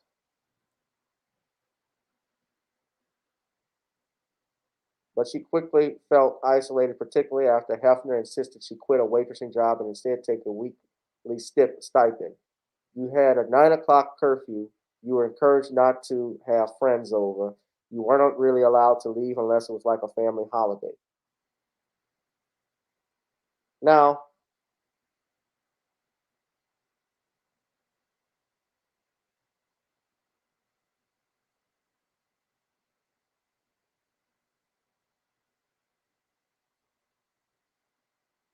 the media all praised Hefner. He never had a negative thing to say about him. I'm sorry, the lady's name was Jennifer Sednor, who went to the Playboy Mansion when she was 6.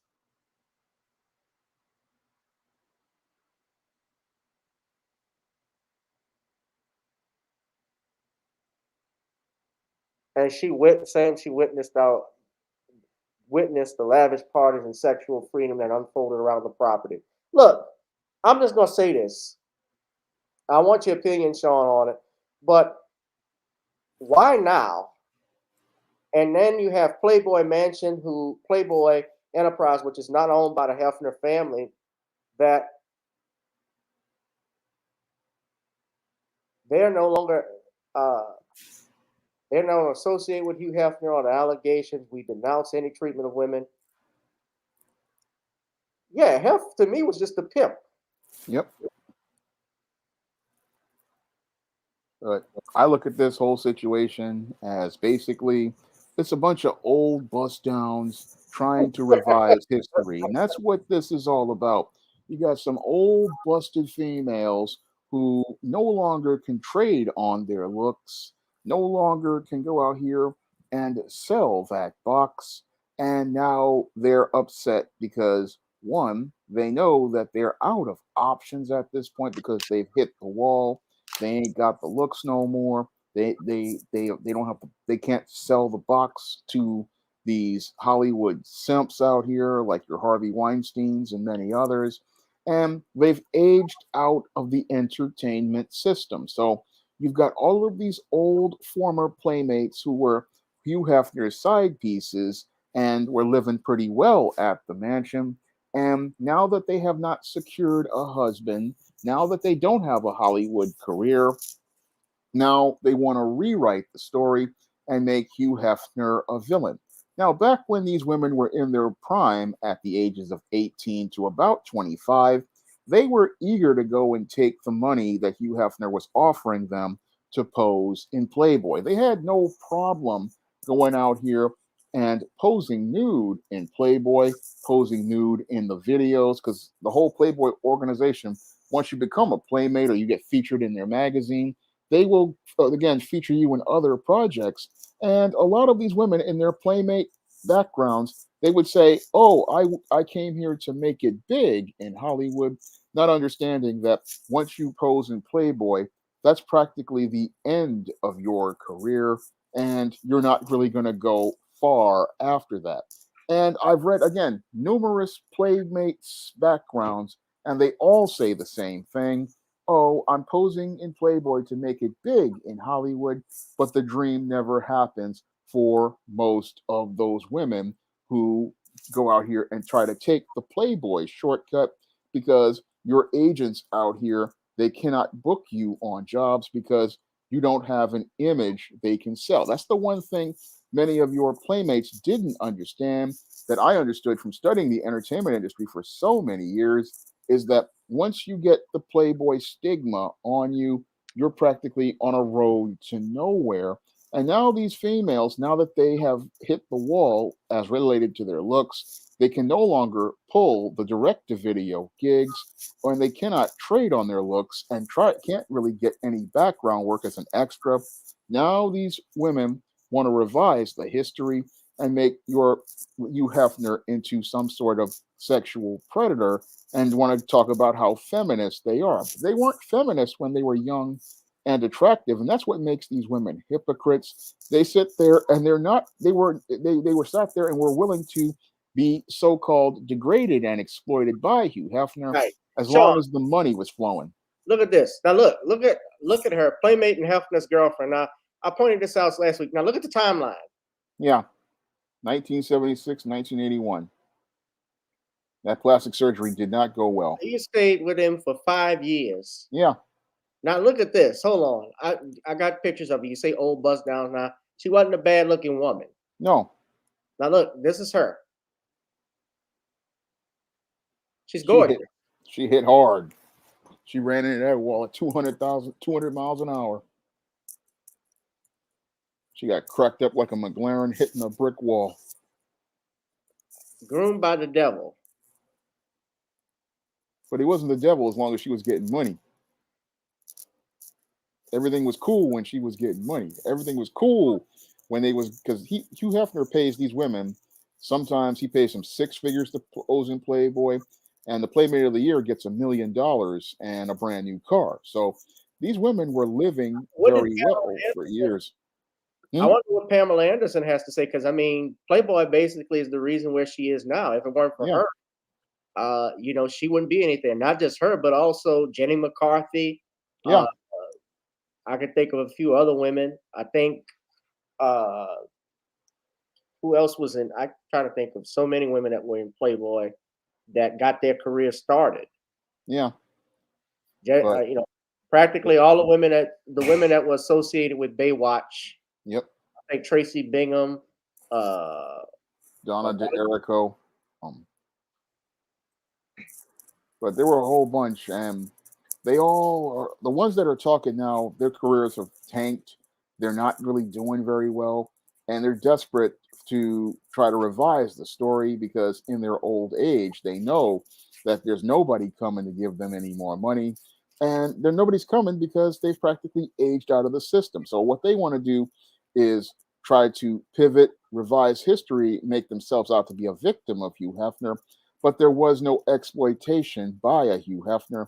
They went along with the deal. They wanted to go along with the deal. And what they're upset now is that the deal is over. But that's par for the course when you enter the entertainment industry and try to use a shortcut. When you try to use shortcuts to get attention for yourself, what happens is that you usually wind up hitting the dead end. And this is what happens to many women who go out here and pose in Playboy. And I've followed the records of numerous playmates, and this is the final fate of them once they get old. They take a trip to bust downtown, and the trip to bust downtown is not a pretty one because they have, again, aged out of the system. They're mad because they see all of these younger women getting all of this attention. They see all of these younger women getting the jobs that they want, getting the attention that they used to receive. And they're mad because they see these women in the place that they were. And because females are competitive with other females, they get angry at those women, but they can't fight those women. So they go out here and do the next best thing, which is blame the man. But you can't really blame the man because you made the choice to be a part of Playboy. You didn't want to go through the rigors of going to all of these go-sees and auditions. And now that you have to go out here and deal with the aftermath of your decisions, this is what's got these women steaming. This is what got them talking about, oh, I'm a feminist now. But what again, you weren't a feminist when you were out here posing in Playboy. You talked about how it was liberating and empowering, but now it's degrading, even though it was fine when you were young and attractive. And again, just mad because you can't do this anymore. And now you want to talk about suing Hugh Hefner and talking about stuff going on at the mansion, stuff you had no problem getting into when it was benefiting you. But now that it doesn't benefit you anymore, now you want to talk about all the stuff going on. Again, if this was so bad, then again, why didn't you report it back when you were young and attractive? And why didn't you talk about it when you were a young, attractive woman? I mean, why wouldn't you talk about it back then if you were so about the feminism? But why didn't you talk about it back then? I mean, if this man was doing all this stuff, and again, everybody knew what the Playboy Mansion was all about, and everybody knew what went on at the Playboy Mansion. I mean, Hugh Hefner had cameras practically everywhere, and he usually covered his butt when it came down to that type of stuff going on. So if a woman did try to pull that kind of lawsuit, they would be facing his lawyers, and they would be facing evidence that showed their own actions. So when I look at this whole thing with Hugh Hefner, it's again feminists in their hypergamy, biting the hand that fed them. And again, they always try to make Bill Cosby the bad guy and black men the bad guy. But these white women who are getting older, becoming residents of Bust Downtown, and don't like taking the bus to that Bust Down residence, they always turn it on the white guy, hoping to get a payday that will cover their retirement. But all they do is show us how raggedy and ratchet they were when they were younger. Yes, indeed. Bust downtown it is. All aboard! Yep. They have to take that bus to Bust Downtown, and they don't want to take that bus because that bus signifies the end of them being able to trade that box for some Goldilocks or something like that. It's kind of making rhyme. Let me ask you, do you see the Me Too movement trying to make a comeback? Do you think that's what this is, or It's another way of them trying to make a resurgence. It's another way of them trying to reframe the narrative. I mean, men have caught on to the Me Too narrative, and that was scuttled when people started to dig into the details. And what they're trying to do is these feminists, these old women, these old bust downs, they're trying to find a way to get a payday. They saw that people already saw through the Me Too movement, and now they're trying to pivot and trying to go after who they think would be easy targets, people like porn stars, people like porn publishers. And this is, again, their desperation because they know in their old age, they don't have many financial options because these women never got married in a lot of cases because they'd wound up getting divorced. And they're looking at their financial situation and they're not really seeing much options for themselves because a lot of these women didn't go to college, they didn't really take serious majors, and they see that their options are going to be Starbucks, and that's a big drop from making millions of dollars because again, these playmates, they were paid six figures. I remember reading about how many of them are paid six figures, and the Playmate of the Year is paid over $1 million.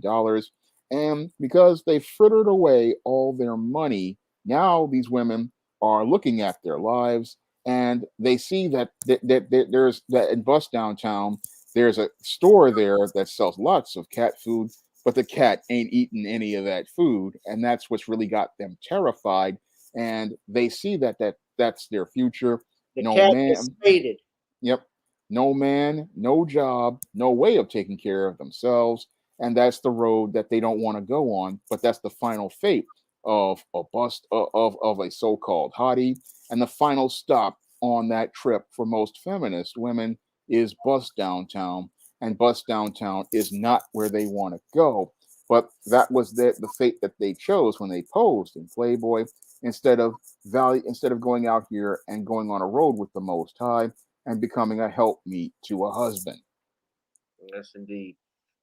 Y'all, if you like this channel, please hit that like, share, and subscribe button. Also, please, if you like the content, donate to the Cash App, Gavin Richard Esquire, and GooglePay, gavin.grich1@gmail.com. That's also the PayPal and Zelle.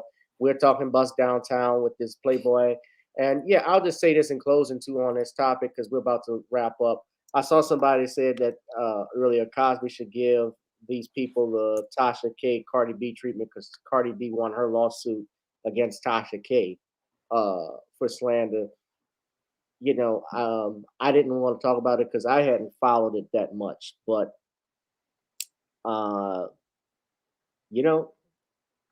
she can appeal it and so forth. But if you're gonna report facts and report something as a fact, you better have the fact. You better have the information to back that up, too. Yep.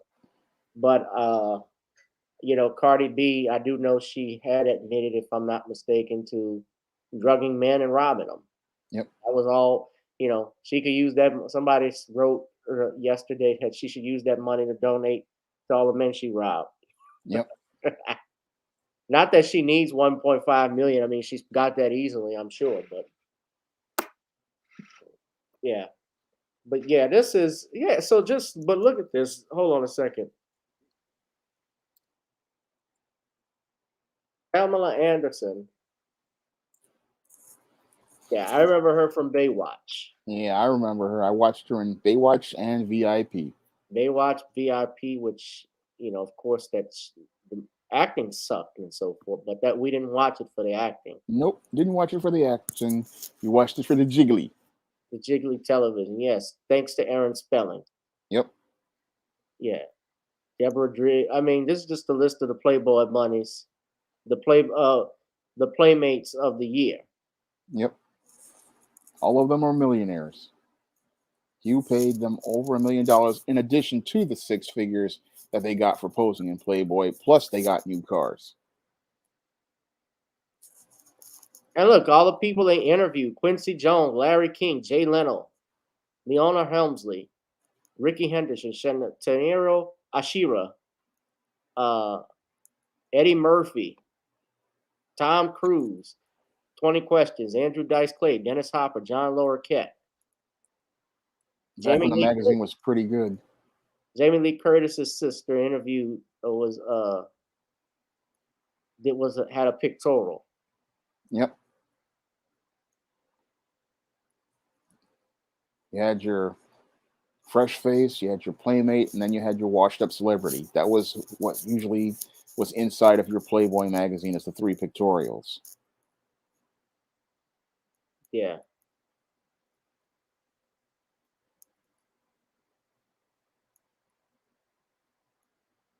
Okay. But the articles were very good. The articles were very well written. Oh, Smith. Yeah, I remember Alex Haley wrote for interviewed the head of the neo-Nazi party, I think, for Playboy. I think he also had Malcolm X in it. Malcolm X did an interview, if I'm not mistaken. Yeah. Very, very good articles in Playboy. I mean, very well written articles, but people, all they look is the pictorials, but I look at the writing, and the writing was really solid in there. Yeah.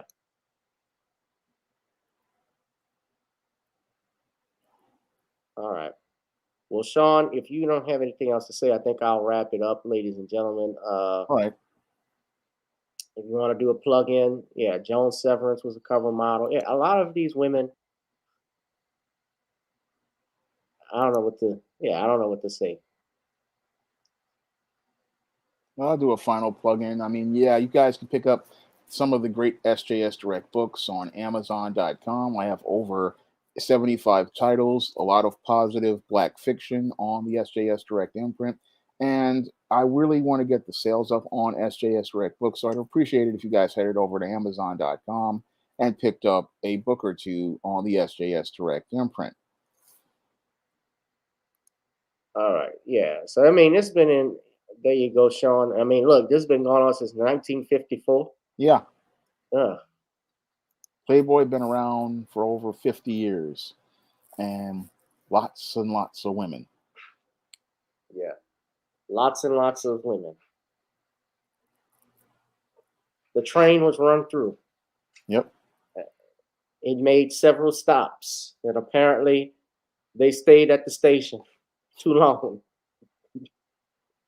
Bus downtown is the final stop for feminists. This is the last stop. No passengers on this train. No passengers. Please leave the train. All right. Well, in the meantime, ladies and gentlemen, hit that like, share, and subscribe button, please, if you could. We will also like for you all to go ahead and get some Nani's Creole Seasoning Blitz. That's right. Get Nani's Creole Seasoning Blitz. And while you're at it, get the blend. Y'all know I be butchering words when I'm talking fast and so forth. I need some water. Try it on chicken, meat, or fish. Nani's goes great with every dish, ladies and gentlemen. Thank you, Black Voltron and Darius, for promoting the brand. Thank you, Black Mama, a bunch of people that were in here. Yeah, acting as my mods. I appreciate you always. But yeah, don't forget to hit that cart at the top and hit continue shopping when you get there, so that you can go ahead and order you some Nani's. Okay. So next thing I need you all to do also is go to the Facebook page at Commonwealth Cause, at Commonwealth Cause. Ladies and gentlemen, some of you are wondering when the book is going to be released. Well, go to that Facebook page and we'll be posting things. And I'm going to do a virtual party when the book is going to be released, Shawn, because I like to have you and a couple others come in and we talk about it. So all right. It'll be great. I'll definitely be there. The book is in its final draft of edits. Actually, I'm adding some more stuff to it. So that's kind of the delay, but it'll be released ASAP. So keep that in mind, ladies and gentlemen. Yeah, computer robots, you are late. You are way too late, man. Check out Video Soul. Go ahead and watch the replay, robots, and ask whatever questions you can. I'll answer them in the chat. Go ahead, ladies and gentlemen, check out Video Soul, which is our latest single on Spotify. There you go. Composed by yours truly.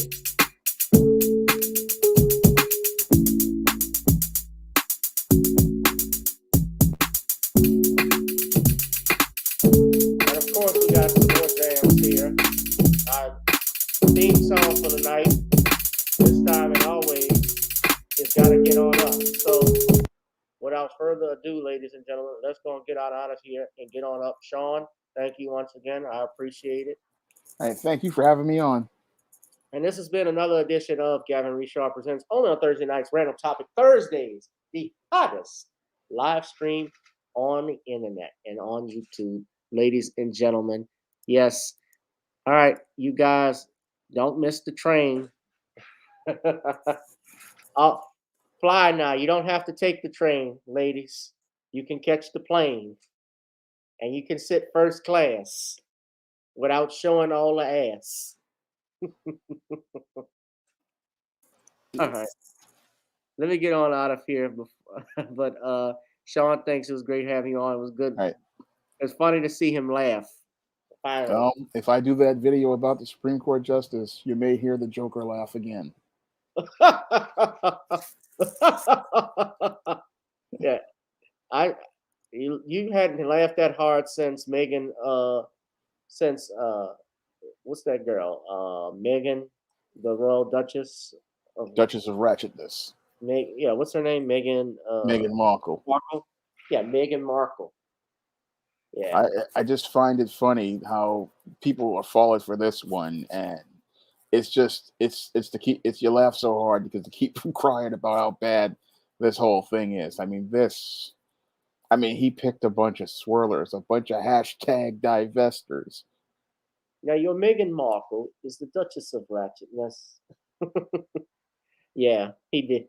Yeah, I think a lot of people are falling. It's just the older crowd that is, but younger people, new black media, we're not falling for it. Nope, because we can see the scam. This is a scam, and it's a bad scam. All right, guys, let's go on and get on up. I'll holla. Peace. All Thank right. you, Shawn. All right, thank you. Good night, family. Night. Girl, come on. Gotta dance to the beat. Cause on the dance floor is where we'll meet. Show me what you got.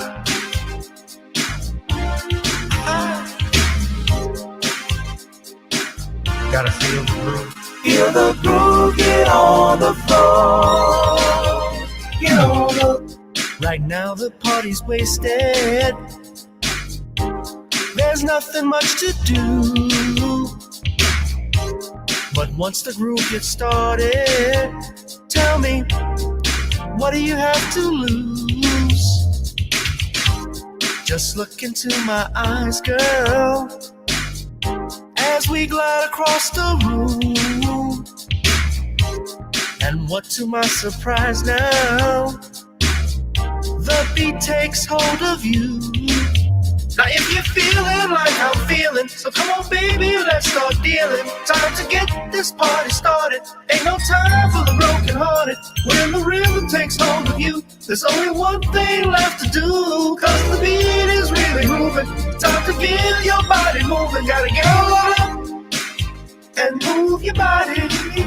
Cause when the beat is really grooving, it's time to feel your body moving. Gotta get on up and shake something. Feel the groove, get on the floor.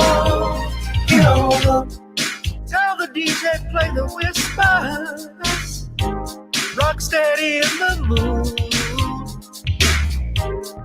Put on earth, wind, and fire.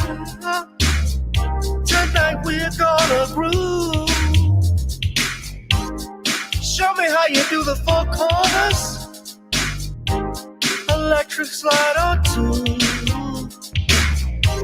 Hit the bus stop or do the bunny hop, baby. It's really up to you. Now if you're feeling like I'm feeling, so come on baby, let's start dealing. Time to get this party started. Ain't no time for the broken hearted. When the rhythm takes hold of you, there's only one thing left to do. Cause the beat is really grooving. Time to get your body moving. Gotta get on up and move your body. Cause when the beat is really grooving, it's time to feel your body moving. Gotta get on up and shake something. Feel the groove, get on the floor. Get on the. Now 2020 hasn't been the best year of all times. We've been dealing with death, the pandemic, racism, bad policing, and all the bad rhymes. But like Uncle Snoop once said, if you breathe and you achieve. And so if you're ready, I need you all to get on up. Are you ready?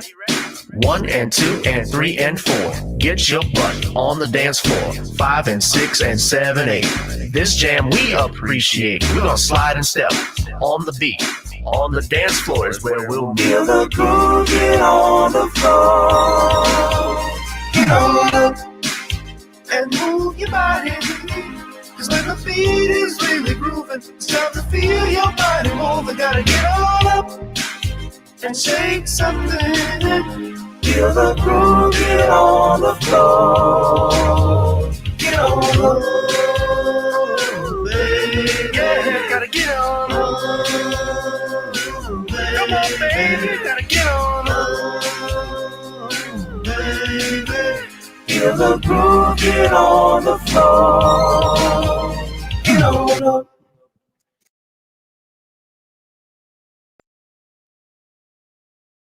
Good night, ladies and gentlemen. And when I take a critical examination of this good night, I find it very interesting and hypocritical that your good night doesn't start by saying goodbye, Dave. Now, goodbye, Dave should actually be the appropriate title to good night because it is the sun that reflects its sunlight onto the moon that makes it glow at night. And without that sun, which comes out in the day, it could not be a good night nor a good day without the sun. That is all I have to say for this video. You can comment, link, or subscribe. See you all at the train station. All aboard?